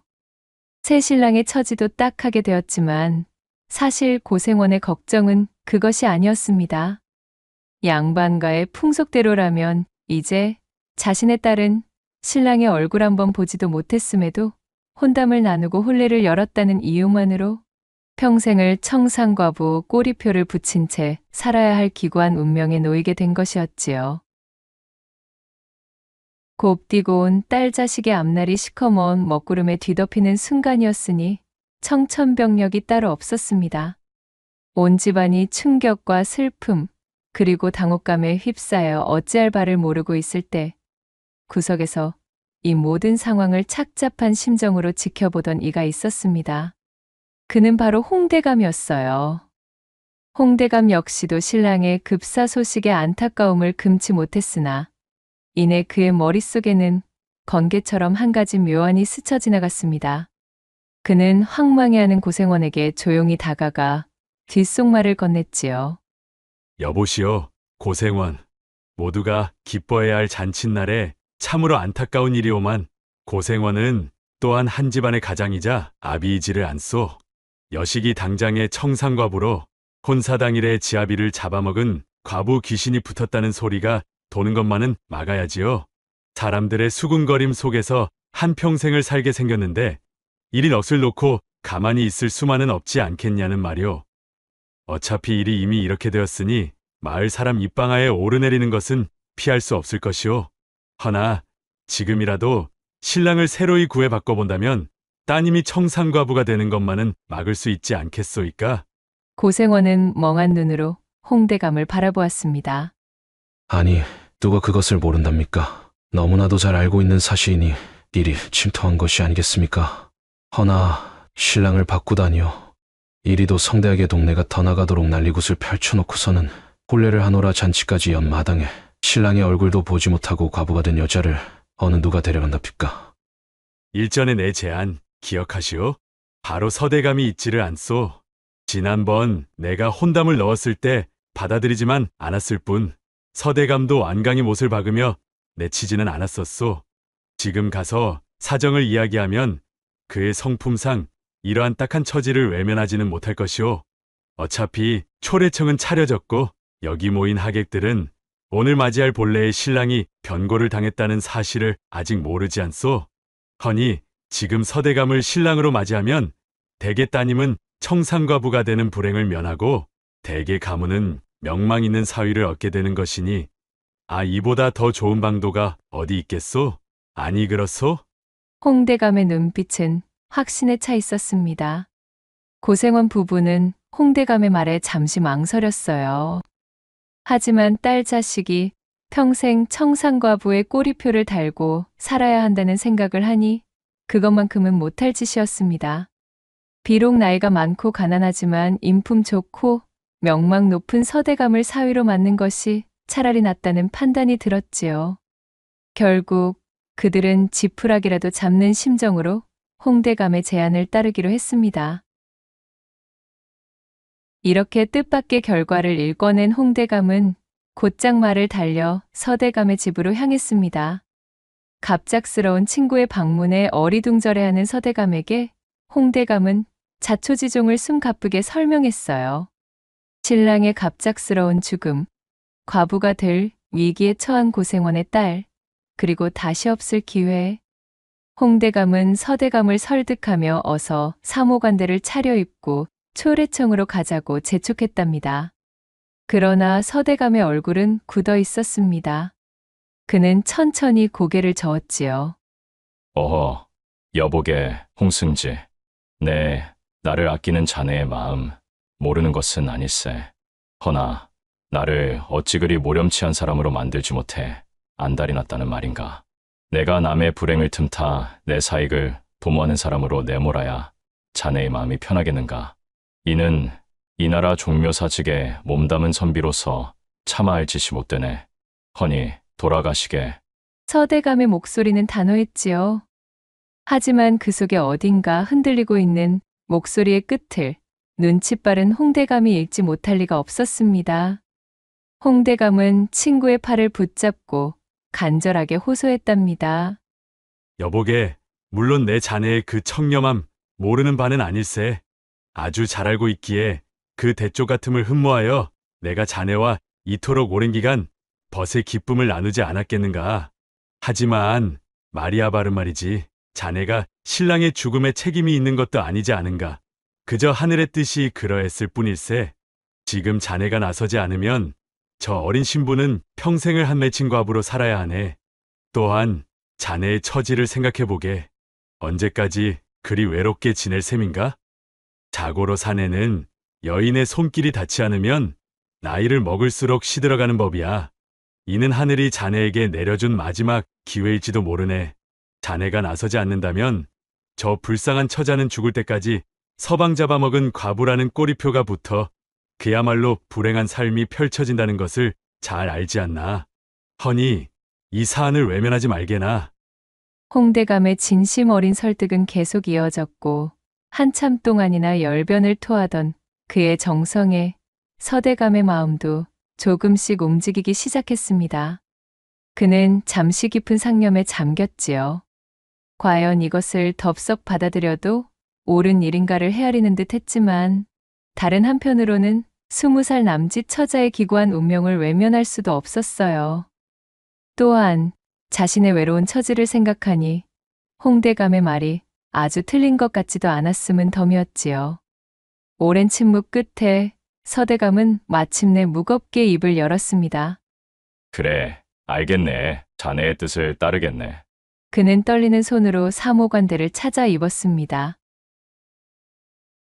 어색하기 짝이 없는 혼례복이었지만 그는 애써 마음을 다잡고 홍대감과 함께 고생원 댁으로 향했답니다. 자신의 운명이 이토록 희한하게 그리고 또 극적으로 뒤바뀔 줄은 몰랐던 서대감은 참으로 무안하면서도 씁쓸한 미소를 지으며 말등에 올랐습니다. 트로레청으로 향하는 그의 발걸음은 무거웠지만 솔직한 마음으로 또 한편으로는 알 수 없는 기대감과 설렘이 그의 가슴 속에서 조용히 피어오르고 있었습니다. 고생원 댁 대문 앞은 여전히 잔치의 흔적이 남아 있었으나 분위기는 사뭇 달랐습니다. 뒤늦게 도착한 늙수그레한 신랑 서대감의 등장은 모여든 하객들과 구경꾼들 사이에 당혹스러운 술렁임을 자아냈어요. 저마다 영문을 몰라 수군거렸고 안채에서는 딸의 기구한 운명을 직감한 고생원의 아내가 목 놓아 대성통곡하는 소리가 새어나왔답니다. 하인들은 눈치를 보며 어쩔 줄 몰라 했고 또 몇몇은 설마 서대감이 신랑이라고는 생각하지 못했던 탓에 그의 앞을 막아서기까지 했지요. 이 아수라장 속에서 고생원은 비로소 마음을 굳힌 듯 낮은 목소리로 하인들을 물리고 일가 친척들에게 엄히 다짐을 놓았습니다. 그제야 좌중의 소라는 순식간에 잦아들었으며 어색하고 침통한 분위기 속에서 혼례는 그럭저럭 마무리되었어요. 혼례를 마치고 신방에 들었으나 여느 첫날 밤의 설렘과 흥겨움은 찾아볼 수 없었답니다. 떠들썩한 구경꾼도 왁자지껄한 웃음소리도 없이 무거운 침묵만이 감돌았습니다. 병풍 뒤에 곱게 앉아있는 어린 신부의 어깨는 가늘게 떨리고 있었고 서대감 역시 차마 먼저 말을 건네기가 어려웠지요. 한참 만에야 그는 무거운 입을 열었습니다. 여보시오, 부인. 상황이 이리 되어 참으로 면목이 없소이다. 일이 황망한 상황에서 부인을 맡게 되었으니 나 역시 적잖이 무안하기가 이루 말할 수가 없구려. 그래, 부인의 이름은 무엇이오? 하도 정신이 없었던 통에 내 아내들 사람의 이름조차 전해 듣지 못하지를 않았겠습니까? 소첩, 고가의 설류라 하옵니다. 설유라, 참으로 좋은 이름이오. 아무튼 부인, 다시 한번 부인에게 닥친 기구함에 진심을 다해 위로의 말을 전하겠소. 더구나 내 이미 나이가 많고 첫 혼인도 아닌 재혼인데 부인과 같이 어여쁜 일을 아내로 맞이하게 되었으니 내 복이 과분한 듯하오. 할 말은 아니지만 참으로 미안하고도 또한 고맙소이다. 오늘이 초야라고는 하나 우선은 너무도 갑작스레 펼쳐진 난리통에 몰랐을 부인의 심란한 마음부터 추스리는 것이 좋겠으니 오늘은 아무 생각일랑 마시고 그저 푹 쉬시지요. 나 역시 별도로 이부자리를 만들어 따로 자도록 하겠소이다. 그의 진심 어린 말에 어린 신부는 살며시 고개를 들었어요. 뜻밖의 그녀의 얼굴에는 원망이나 슬픔 대신 맑고 단아한 기품과 함께 홍조가 살짝 피어 있었습니다. 그녀는 차분한 목소리로 답했습니다. 아니옵니다. 물론 처음에는 놀랍고 슬픈 마음 금할 길이 없었사오나 이 또한 하늘의 뜻이 아니겠는지요. 황망한 상황에서 대감을 난군으로 맞이하게 되었지만 한편으로는 저희 이 딱한 처지를 외면치 않으시고 감싸주신 대감께 깊이 감사한 마음도 있는 것이 사실입니다. 비록 시간의 간극은 있사오나 이러한 인연 역시 하늘이 특별히 맺어준 것이라 생각하옵니다. 남들이 무엇라 하든 이제 우리 부부가 서로 아끼고 의지하며 행복하게 잘 살면 그뿐이라 여기겠사오니 부디 대감께서도 불편한 마음은 거두어 주시옵소서. 소첩은 이제 대감을 하늘 같은 지아비로 여기고 충실히 내조하겠사옵니다. 어린 신부의 당차고 속 깊은 말에 서대감은 놀라움과 함께 깊은 감동을 느꼈습니다. 그는 자신보다 훨씬 어린 신부의 지혜와 배려심 앞에서 스스로가 부끄러워짐을 느꼈지요. 그날 밤 두 사람은 어색하지만 진솔한 대화를 나누며 서로의 마음을 조금씩 열어갔답니다. 이렇듯 기이한 인연으로 맺어진 신혼밤은 부부의 주고받는 말 속에서 조용히 날이 밝았으며 어린 신부는 혼인한 지 사흘도 채 되지 않아 서대감에게 말했습니다. 이제 이곳 저희 본가에서는 어서 벗어나는 것이 좋을 듯 싶습니다. 저도 이젠 서가의 안식구가 된 사람으로 하루라도 빨리 집안의 살림들을 익혀나가야지요. 특별한 인연으로 맺어진 인연이니 더욱 시간을 지체할 이유도 없습니다. 서방님, 어서 우리의 집으로 넘어가요. 허허, 부인, 참으로 그 성미가 못 말리겠소. 내 두고두고 부인 같은 천하제일의 색시를 맞이한 것을 하늘에 감사해야 하겠구려. 그리하여 설류의 청으로 두 사람은 서둘러 짐과 살림살이들을 수레에 싣고서 서대감의 집으로 향했습니다. 그리고 놀랍게도 도착한 지 하루도 안 되어 설류는 소매를 걷어붙이고 집안 살림을 야무지게 꿰차기 시작했지요. 제 나이보다도 훌쩍 많은 전처소생인 서대감의 아들을 마치 제 속으로 낳은 자식처럼 살뜰히 보필했고 넉넉지 못한 살림에도 불평 한마디 없이 알뜰하게 집안을 꾸려나갔답니다.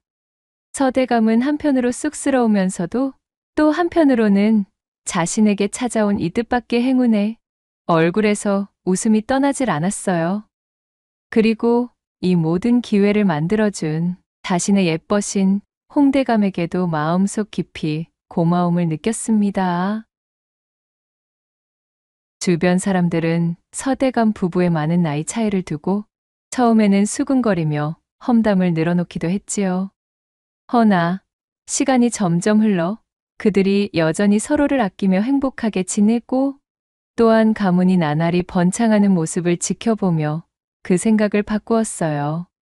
혹자는 여전히 그들의 결합이 자연스럽지 못하다고 여기기도 하였지만 또 다른 많은 이들은 온갖 역경과 우연 속에서 맺어진 그들의 인연이야말로 하늘이 맺어준 진정한 천생연분이라며 칭찬하기에 이르렀습니다.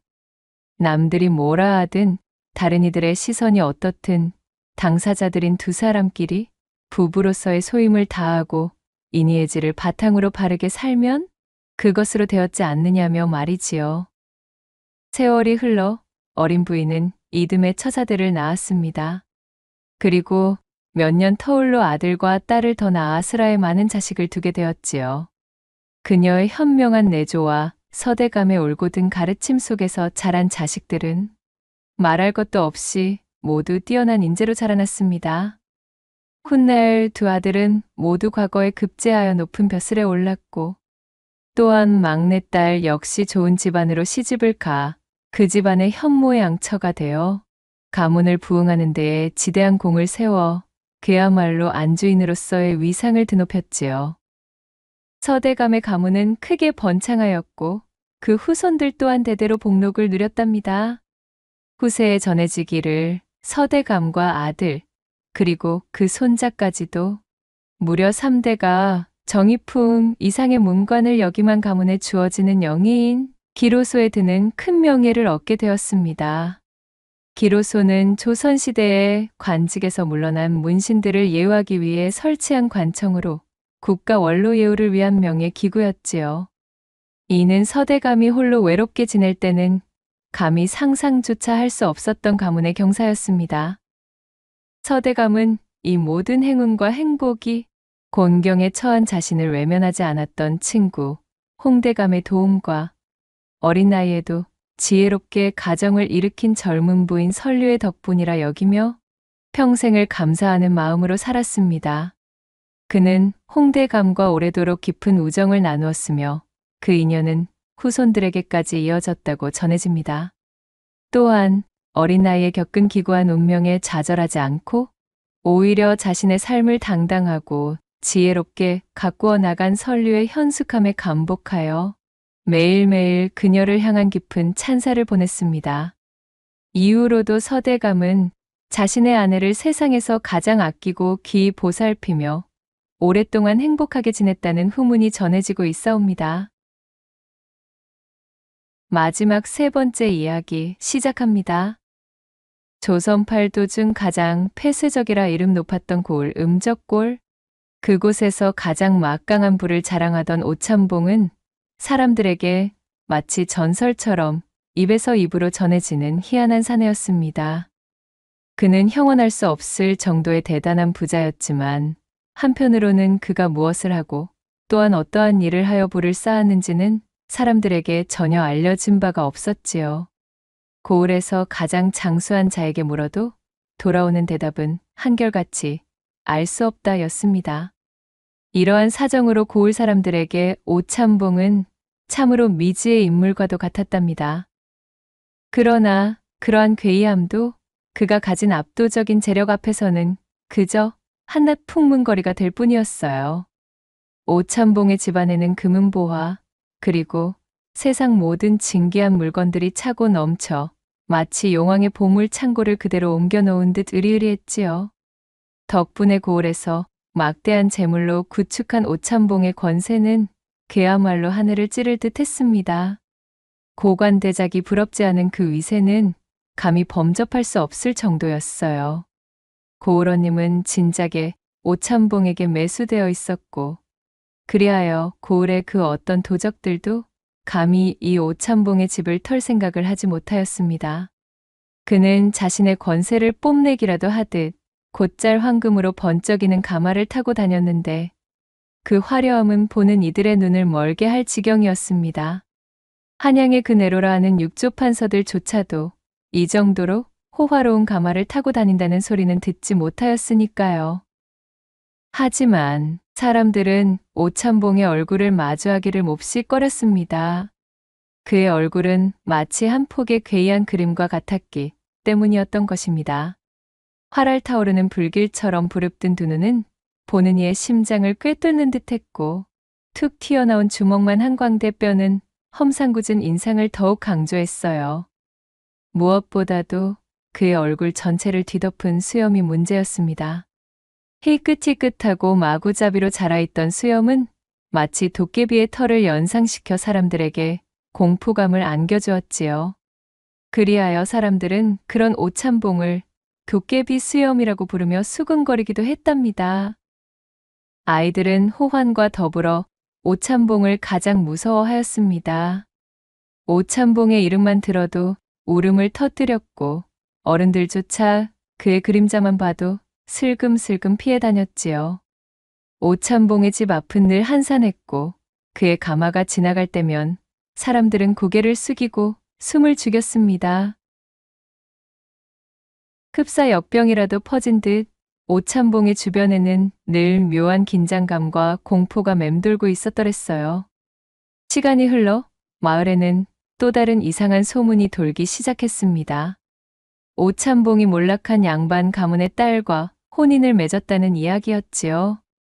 사람들은 오참봉의 재력에 혹한 양반 가문이 딸을 팔아넘기듯 혼인을 시킨 것이라 수군거렸습니다. 하지만 그 소문 속 신부의 모습을 본 사람은 아무도 없었어요. 그녀의 존재는 실체 없이 소문 속에서만 맴돌 뿐이었기에 사람들은 금세 흥미를 잃어버렸지요. 그런데 얼마 지나지 않아 또 다른 소문이 마을을 휩쓸기 시작했습니다. 다름 아닌 오참봉이 두 번째 혼인을 했다는 것이었어요. 이번에도 역시 어느 몰락한 양반 가문의 딸이라는 이야기가 덧붙여졌습니다. 하지만 첫 번째 혼인 때와 마찬가지로 두 번째 부인의 모습을 본 사람조차 아무도 없었지요. 마을 사람들은 불안감에 휩싸였습니다. 오참봉의 기괴한 외모와 온통 비밀에 쌓인 두 번의 혼인, 그리고 사라진 부인들까지 이 모든 것이 불길한 징조처럼 느껴졌습니다. 저기 말이야, 혹시 오참봉이 부인들을 해코지한 것은 아닐까? 아, 그 외에 밤마다 오참봉 집에서 이상한 비명 소리가 들린다는 소문도 있지 않던가? 이 사람! 그런 말 함부로 뱉으면 아니됨을 모르는가? 자칫 오참봉 귀에 들어가기라도 했다가는 아주 경을 치네 이 사람! 고을 사람들은 두려움에 떨면서도 한편으로는 소문이 무성한 오참봉에 대한 뒷말을 흘리는 것을 멈추지 못했어요.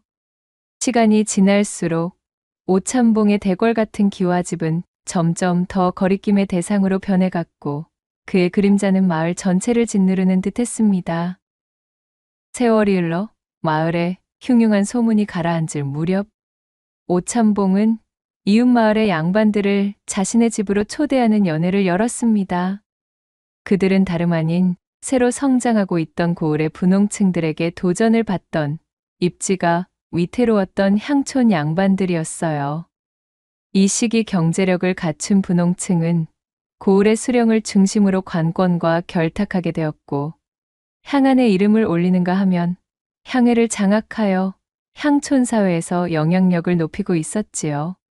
사정이 이러했으니 향촌의 양반들은 자신들의 뒤를 든든히 받쳐줄 새로운 파벌이 필요하던 참이었습니다.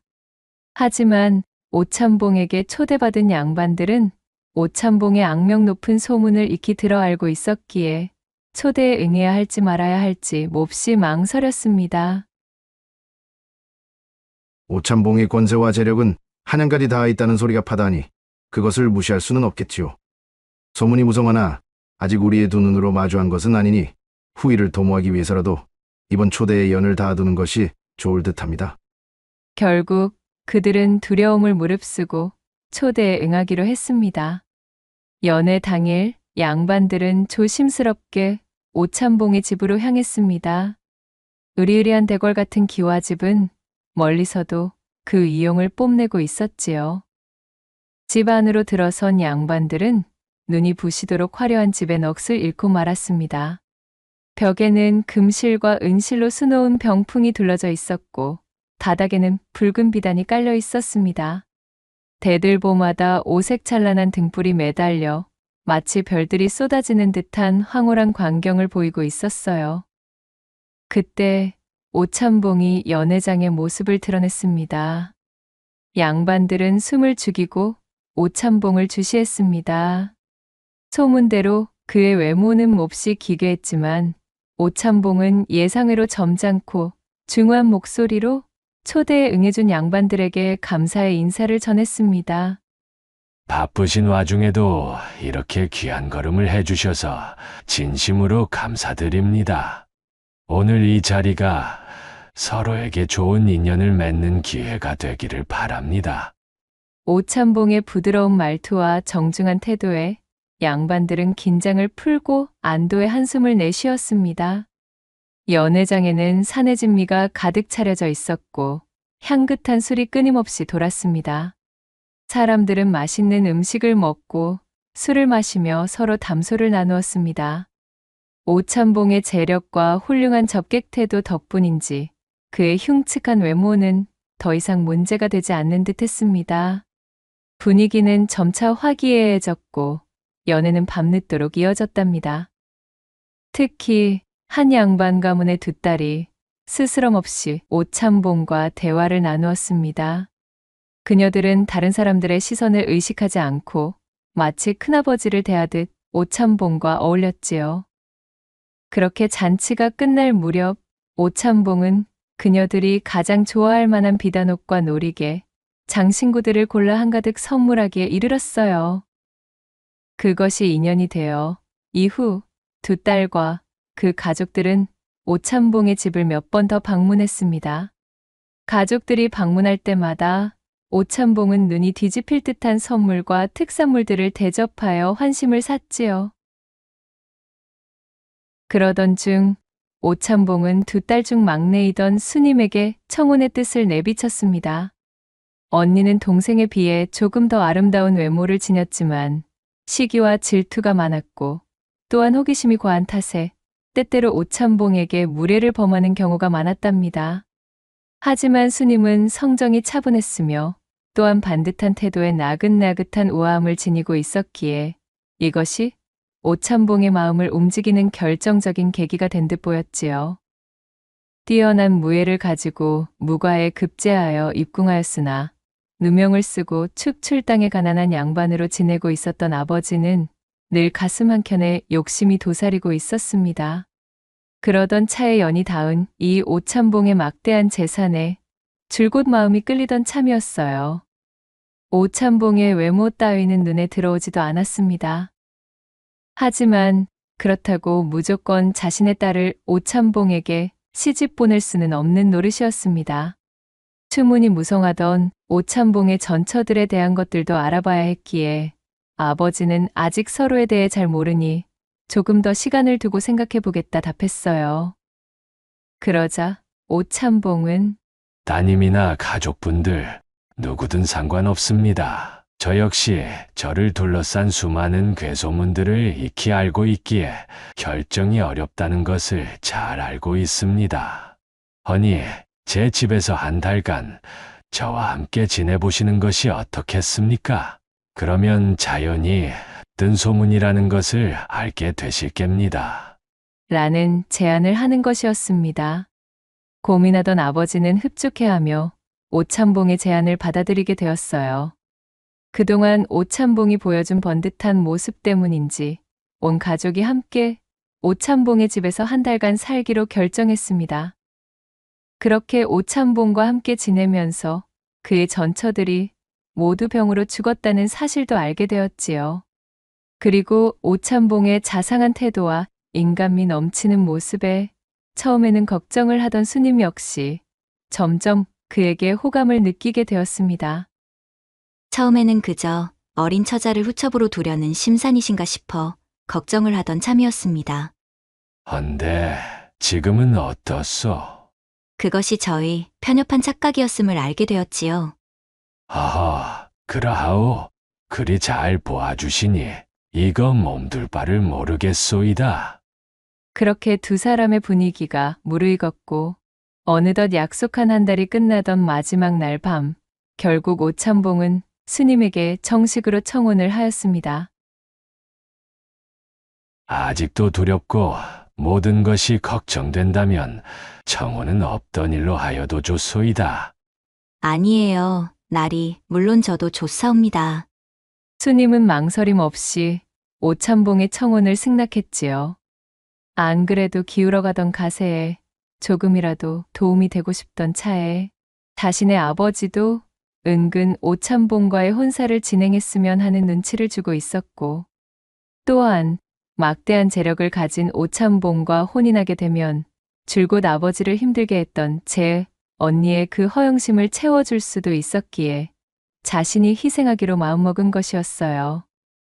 자신을 제치고 부잣집의 마나님이 된 동생을 질투한 언니만이 잔뜩 볼을 부풀리며 성을 낼 뿐 모두가 이혼사를 축하하는 분위기였습니다.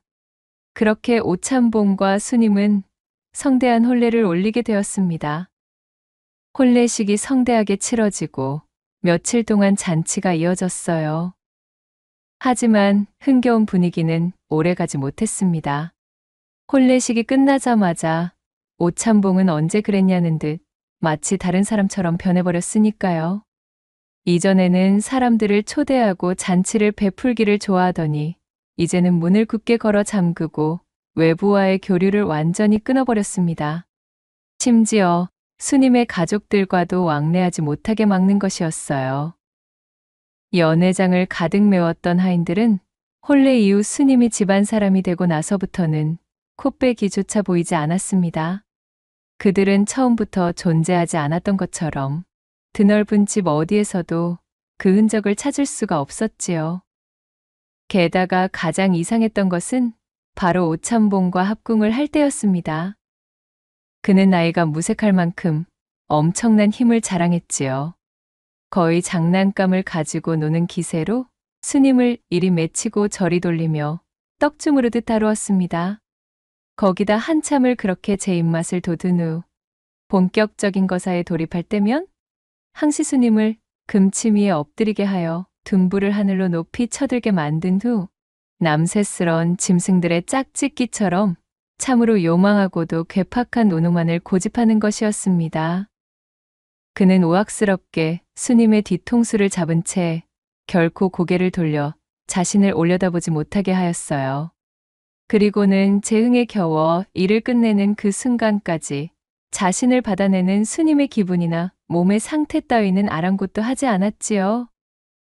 이러한 다소 험상궂은 방식이 전혀 익숙하지 않았던 스님은 겁간을 당하는 듯한 기분을 떨칠 수가 없었기에 초기에는 잔뜩 겁을 집어먹고 말았습니다.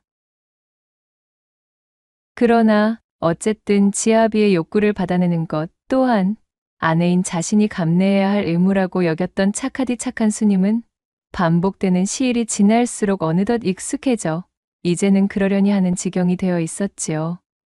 혼인 이후로 변해버린 오참봉의 갑작스러운 모습이 의아하기도 하였지만 한편으로 스님은 남편을 굳게 믿고 있었습니다. 어찌되었든 나는 지금 나리의 아내이자 안방마님이야. 내가 아니면 그 누가 나의 지아비를 보필한다는 말인가?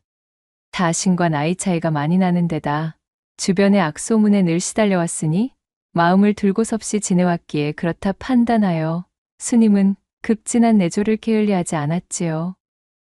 그러던 어느 날 오참봉은 스님에게 뜻밖의 말을 전했습니다. 내 긴급하게 볼 일이 생겨 잠시 먼 고을까지 다녀와야겠어. 오참봉의 갑작스러운 통보에 스님은 깜짝 놀랐습니다. 혼례식 이후로 오참봉은 단 한 번도 스님의 곁을 떠난 적이 없었기 때문이었으니까요. 네? 어디로 가시는 것입니까? 혹 얼마나 걸리시는지 알려주실 수는 없으신지요? 스님이 불안한 목소리로 물었습니다. 그건 알 필요 없어. 허나 그리 오래 걸리지는 않을 것이니 걱정하지 마시오. 이리 부인을 혼자 두고 가는 것이 마음에 걸리지만 내가 없는 동안 가족이나 친구들을 불러 함께 지내는 것도 나쁘지는 않을 것 같구려. 혼인 이후 가족이나 친구 초대를 극도로 꺼렸던 오참봉이 흔쾌히 함께 지내라는 말에 스님은 기뻐 환하게 미소를 지었지요. 날이 정말이신가요? 그렇다면 언니를 한번 초대하고 싶어요. 혼인 이후로 언니와의 사이가 너무 소원해졌지 뭔가요. 혼인 전에는 참으로 재미지게 지냈는데 어쩐지 제가 나리와 혼인을 한 이후로는 언니가 너무 달라져 버렸어요. 스님이 배시시 웃으며 하는 말에 오참봉은 큰 관심을 보이지 않았습니다. 그는 그저 스님에게 열쇠 꾸러미를 보여주면서 각 열쇠들이 어떤 방과 어떤 자물쇠를 여는 것인지를 하나하나 설명해 주기 시작했지요. 오참봉과 함께 집안 구석구석을 다니며 설명을 듣던 스님이 주의 깊게 듣던 도중이었습니다.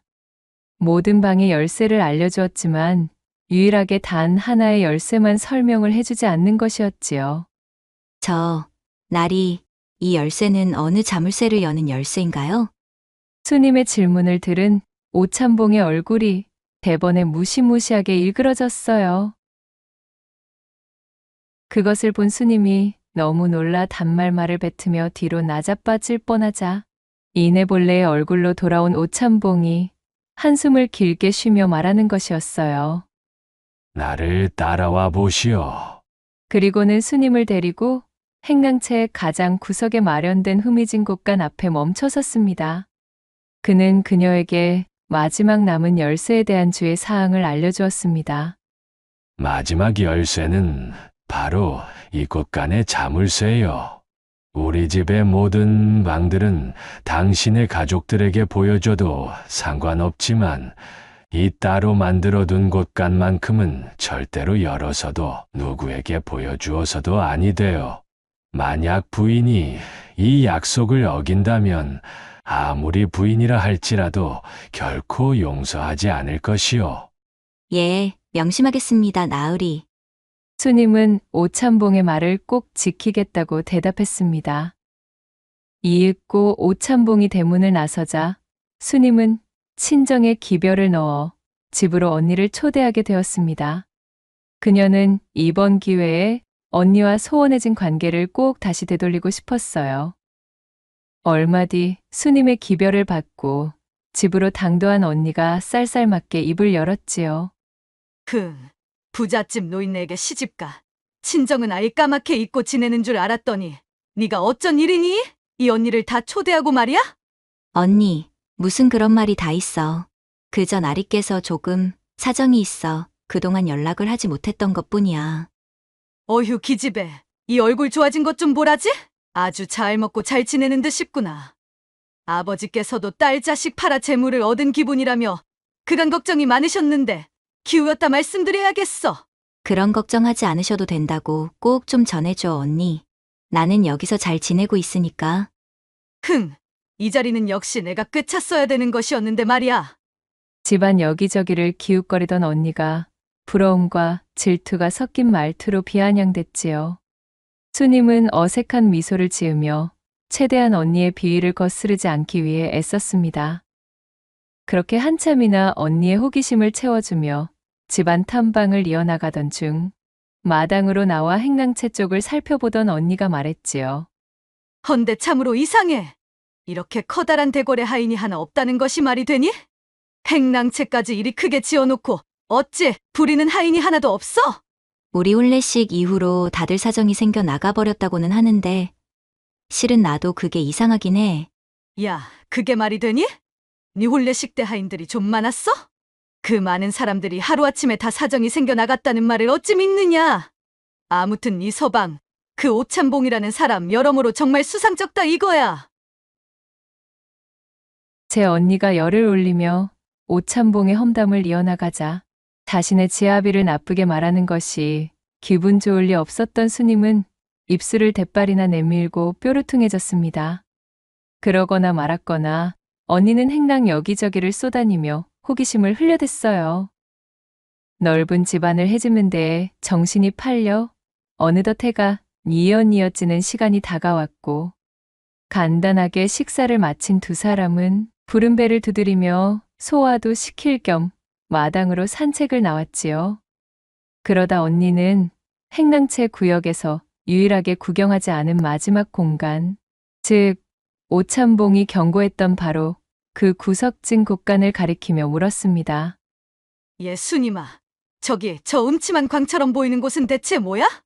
언니의 손가락이 향하는 방향을 본 스님이 깜짝 놀라며 대답했어요. 아, 저곳은 관심을 가지면 아니 될 곳이야. 나리께서 저쪽의 곳간만큼은 반드시 열지 말라 신신당부를 하였어.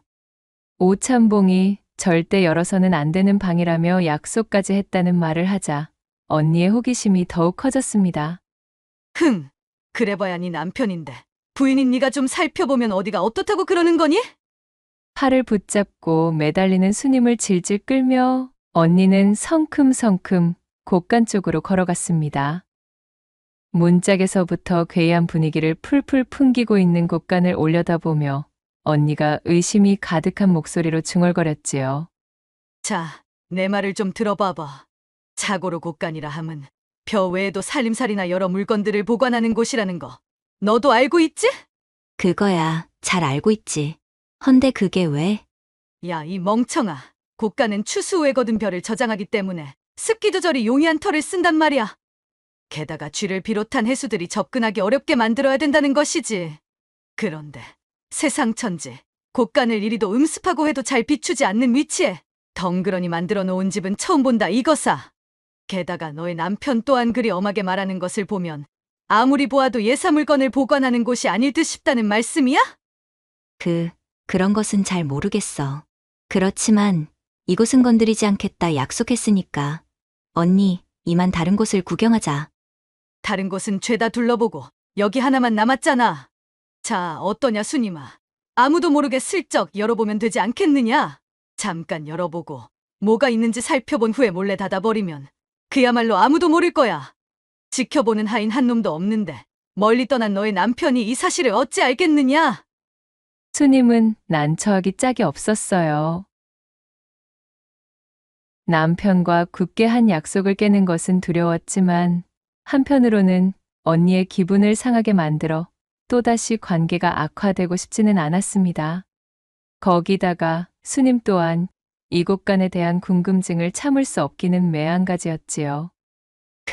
그럼 조금만, 아주 조금만 살펴보고 바로 문을 닫아버리는 거야. 알겠지? 결국 수님은 품속 깊이 넣어둔 열쇠꾸러미를 꺼내었고 언니는 그것을 낚아채 가져가 버렸지요. 고막을 긁는 듯한 기분 나쁜 소리와 함께 곳간의 문이 열렸습니다. 습한 기운이 자매의 코를 화학 끼치며 음산함을 더했답니다. 곳간에는 오래된 농기구로 보이는 물건들이 을씨년스럽게 걸려 있었고 그 한쪽에는 마치 우물의 뚜껑처럼 땅으로 향해 있는 작은 나무문이 달려 있었어요. 그것 봐. 내 뭐라고 했니? 수상하다 하지 않았느냐? 저 문은 필시 지하로 통하는 문일 게야. 남들에게 보이고 싶지 않은 엄청난 보물이라도 숨겨둔 것일까? 언니. 이제 그만 나가자. 응? 언니, 나 너무 무서워. 좀 가만히 있어봐, 이거사. 저곳만 들어가 보자. 언니는 수님의 애원을 무시한 채 지하로 향해 있는 나무 문을 열었지요. 문 안쪽으로는 땅속으로 향하는 계단이 깊숙이 만들어져 있었습니다. 두 사람은 호롱불 하나에 의지한 채 칠흑 같은 어둠에 휩싸인 계단을 내려가기 시작했어요. 그렇게 얼마나 내려갔을까요?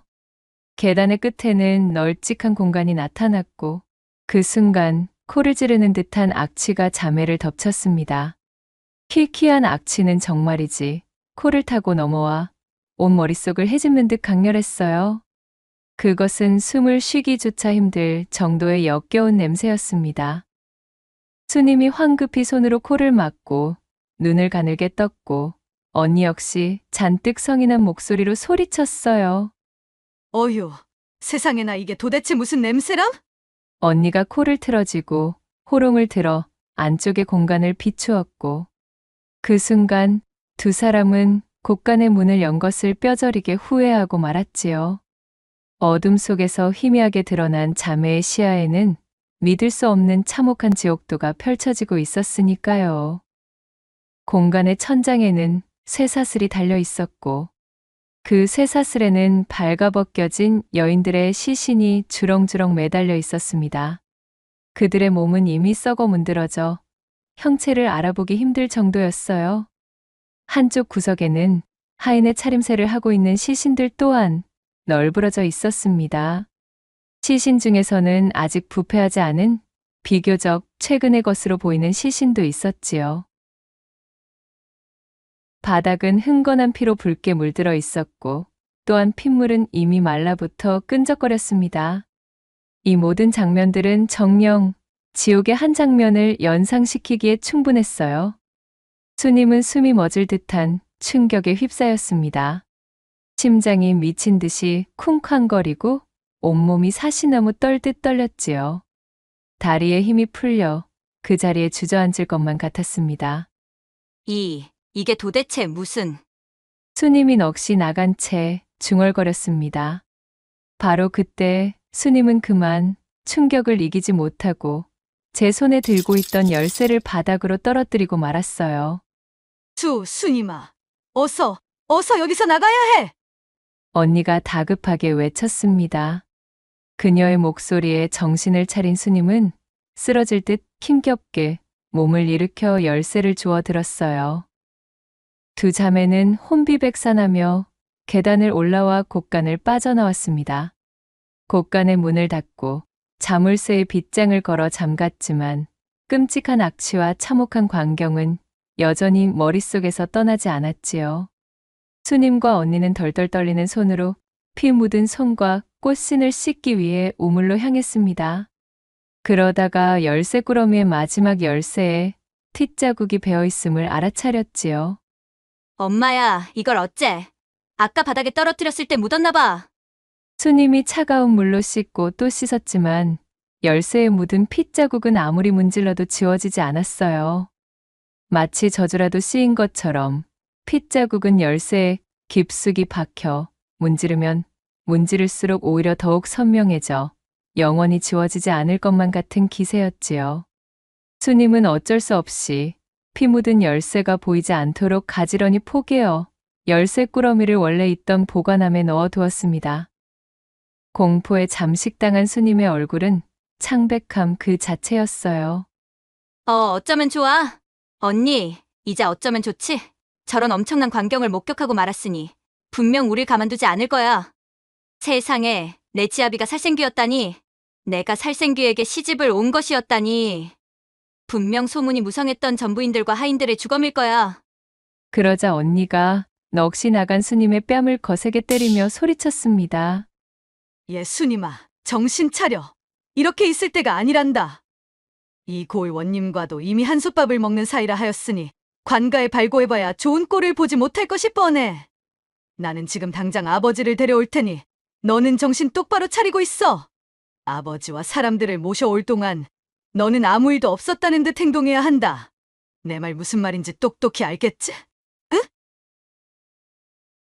이대로 우리가 그냥 도망쳐버리면 곳간 속을 들여다보았다고 실토하는 꼴이야. 그러니 아버지를 모셔와 그럴듯한 변명을 대고 잠시 친정에 다녀오겠다 말한 뒤 후일을 도모해보자. 언니는 수님의 어깨를 거세게 흔들며 당부하고는 재차 수님을 다독인 뒤 황급히 집을 빠져나왔습니다. 수님 역시 마음을 단단히 먹고 오참봉이 귀가하기 전 어질러진 주변을 잽싸게 정리하고 자신의 옷도 갈아입었지요. 뭔가 낌새를 알아차린 듯 오참봉은 예정보다 훨씬 일찍 집으로 돌아왔습니다. 그는 수님에게 안부를 묻자마자 대뜸 열쇠 꾸러미부터 찾는 것이었지요. 자, 내가 맡긴 열쇠 꾸러미는 보관함에 잘 넣어두었겠지. 오참봉의 더없이 차갑고 섬뜩한 목소리에 수님은 온몸이 얼어붙는 듯 했답니다. 아, 그것이... 그럼요, 물론이지요. 헌데 어찌 그리 더듬는 것이오? 설마 나와의 약속을 깬 것은 아니겠지? 오참봉의 눈빛은 매우 날카로웠고 수님이 아니라며 떨리는 목소리로 대답했지만 오참봉은 이미 모든 것을 눈치챘다는 듯 고관함을 거칠게 열어젖히더니 열쇠 꾸러미를 꺼내 샅샅이 살펴보았습니다. 이런 망할 것이 내 명을 어기고서 기어이 보았군. 아닙니다. 결코 보지 않았어요. 허면 여기 이 열쇠에 묻은 핏자국은 무엇이오? 억지로 지우려다 더욱 번진 것이 이리도 자명하게 남아있거늘 감히 어디서 거짓말을. 오참봉이 기괴한 미소를 지으며 스님에게 소리쳤지요. 호기심이야말로 새로운 발견의 첩경이나 또한 그 목숨줄을 단축하는 첩경이기도 하지. 그리도 곳간을 열지 말라 일렀거늘 나와의 약속을 어기고 보고야 말았으니 당신도 저 방에 있는 여인들과 같은 꼴로 매달려야겠소. 저들 역시도 당신과 마찬가지로 그 호기심이라는 놈을 주체하지 못하고 나와 약조한 것을 지키지 않아 결국 저 꼬락서니가 된 게지. 내가 사람을 잡아먹는 도깨비인 것이 밝혀지면 여러모로 곤란하다는 말씀이야. 자신의 정체를 밝힌다는 것, 그것은 정녕 스님을 더 이상 살려두지 않는다는 의미였기에 그녀는 온몸에 털이 곤두설 수밖에 없었습니다. 하여 그녀는 바닥에 철퍼덕 무릎을 꿇고 앉아 두 손을 싹싹 빌며 울부짖었어요. 제발 부탁입니다. 아무에게도 이야기하지 않을 것입니다. 또한 죽은 듯이 집에만 갇혀 지내겠사옵니다. 허니 제발 살려주셔요. 안타깝지만 그건 아니될 이야기오. 인간들의 거짓말에는 신물이 올라오거든. 애초에 당신은 나와의 약속을 어겼기에 일이 되었음을 알아야지. 오참봉의 태도를 본 스님은 더 이상 그에게 용서를 구하는 것이 의미가 없다고 여겼어요. 그녀는 이제 용서 대신 자비를 구하기로 마음먹었습니다. 그렇다면 부디 마지막으로 천지신명님께 빌 시간이라도 주셔요. 묘자리도 제대로 쓰지 못할 테니 가족에게 남길 기도라도 할 수 있게 부디. 좋다. 내 마지막으로 준비할 시간 정도는 주도록 하지. 내일 밤 당신을 처리하고 잡아먹을 테니 그때까지 기도를 올려두도록 하시오. 그리 말한 오참봉은 몸을 획 돌려 쿵쿵거리는 발걸음으로 자신의 방을 향해 걸어갔지요. 수님은 그 즉시 후다닥 도망쳐 광 안에 숨었습니다. 오참봉이 출타한 이후 수많은 기로에서 잘못된 선택지를 골랐던 것을 후회하고 또 후회하며 눈물을 흘렸지요.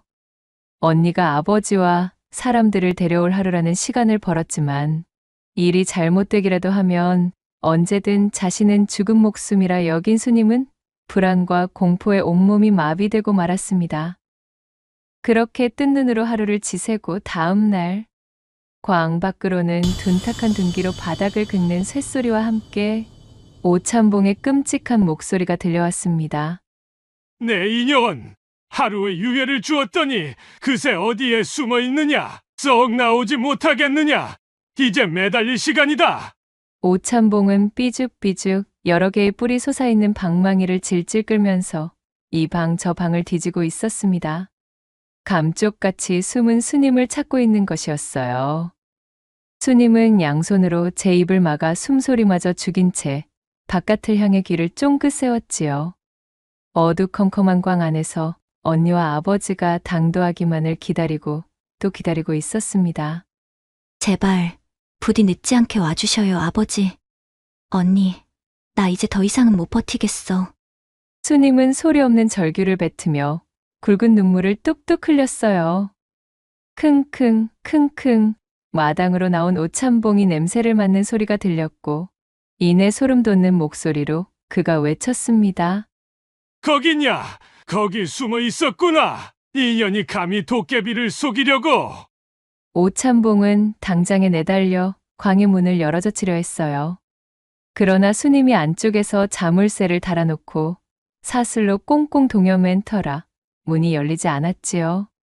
오참봉은 화가 머리 끝까지 뻗쳐 문고리를 방망이로 연신 내리치기 시작했습니다. 마른 하늘에 천둥 번개가 내리치듯 오참봉의 방망이가 광의 출입문과 문고리를 내리찍는 소리가 천지를 울렸고 머리를 감싸진 채 절망에 빠진 수님은 거의 까무라치기 직전이 되고 말았지요. 옳거니 열었다. 벌컥 하는 소리와 함께 나무 문이 부서지며 활짝 열리고 말았습니다. 오참봉의 모습을 본 스님은 비명을 지르며 살려달라고 애원했지만 오참봉은 스님의 머리채를 사정없이 잡아 바깥으로 끌고 나갔지요. 나를 이리 애먹이다니. 내년을 죽여 통째로 잡아먹은 뒤 너의 가족까지도 모조리 잡아들여 주마. 오참봉이 방망이를 높이 들어올리며 키득거렸지요. 이제 모든 것이 끝장이라 여긴 스님은 두 눈을 질끈 감은 채 바닥에 엎드리고 말았습니다. 방망이가 스님에게 내리꽂히는 바로 그 순간 스님 아버지의 환도가 오참봉의 등에 깊숙이 박혔습니다. 갑작스러운 공격에 오참봉이 뒤를 돌아보니 스님의 언니와 그녀의 아버지 그리고 장정들 여럿이 각각 무기를 꼬나들고 마당에 들어와 있었지요. 이후 몰려든 사람들이 저마다의 무기로 오참봉을 공격하기 시작했고 결국 오참봉은 비명도 지르지 못하고 쓰러지고 말았어요. 한참의 시간이 지난 후 마당에 피어오른 뽀얀 먼지가 걷히자 오참봉이 쓰러진 자리에는 오참봉 대신 윗입술이 하늘에 닿고 아랫입술은 땅에 닿을 정도로 커다란 입을 가진 무시무시한 요괴의 주검이 죽어 있었지요. 거국이다. 사람으로 둔갑해 있던 놈의 정체가 거국이었어. 절체절명의 순간에 목숨을 건진 수님은 그 자리에 주저앉아 오줌을 지리고 말았고 그녀의 언니가 인파에서 뛰쳐나와 수님을 껴안으며 울음을 터뜨렸어요. 수님아, 미안하다. 정말 미안해. 나 때문에 하마터면 너를 잃을 뻔하다니 참으로 내가 바보 같았어. 그녀와 수님은 서로를 부둥켜 안으며 대성통곡하였고 그렇게 고을을 떠들썩하게 만들었던 일련의 사건들과 그간 실종된 사람들의 사연까지 모두 밝혀져 오참봉으로 둔갑해 고을 사람들을 잡아먹었던 요괴 거국이는 비명행사하게 되었답니다. 오랫동안 부와 권력으로 사람들을 속이며 끔찍한 일들을 저질러온 거국이 도깨비 수염으로 불리던 오참봉이 최후를 맞고 가족들의 도움으로 살아남은 스님은 오참봉이 지니고 있던 막대한 재산을 상속받게 되었어요. 내가 이리 목숨을 부지할 수 있었던 것은 요괴의 손에 억울하게 당한 사람들의 원혼을 풀고 또한 사람들을 도우며 살아가라는 천지신명의 큰 뜻이라 생각됩니다. 허니, 제게 넘어온 이 재물들은 가난하고 어려운 사람들을 도우는 것에 쓰도록 하겠어요. 그렇게 선언한 스님은 이후로도 아버지와 언니를 집으로 모신 뒤 그간 오참봉의 그림자에 억눌려 지내온 어려운 이들을 도우며 살았답니다. 또한 그녀의 언니는 자신의 그릇된 시기심이 하마터면 동생을 죽음으로 내몰 뻔한 일을 겪은 이후 그 마음을 고쳐먹어 스님을 끔찍이 여기게 되었고 스님의 아버지 또한 한때 재물에 눈이 멀어 자신의 딸을 사지로 내몰았다는 죄책감에 눈을 번쩍 떠 스님을 도우며 무력에서 벗어나게 되었으니 이후 세 사람은 평생을 의롭게 살며 고을을 번영시켰다 후세까지 전해지고 있사옵니다. 낭독해드린 이야기가 마음에 드셨다면 구독과 좋아요, 댓글로 야담상회를 응원해주셔요. 늘 잊지 않고 야담상회를 찾아주시는 마님과 선비님들 시청해주셔서 참으로 감사하옵니다.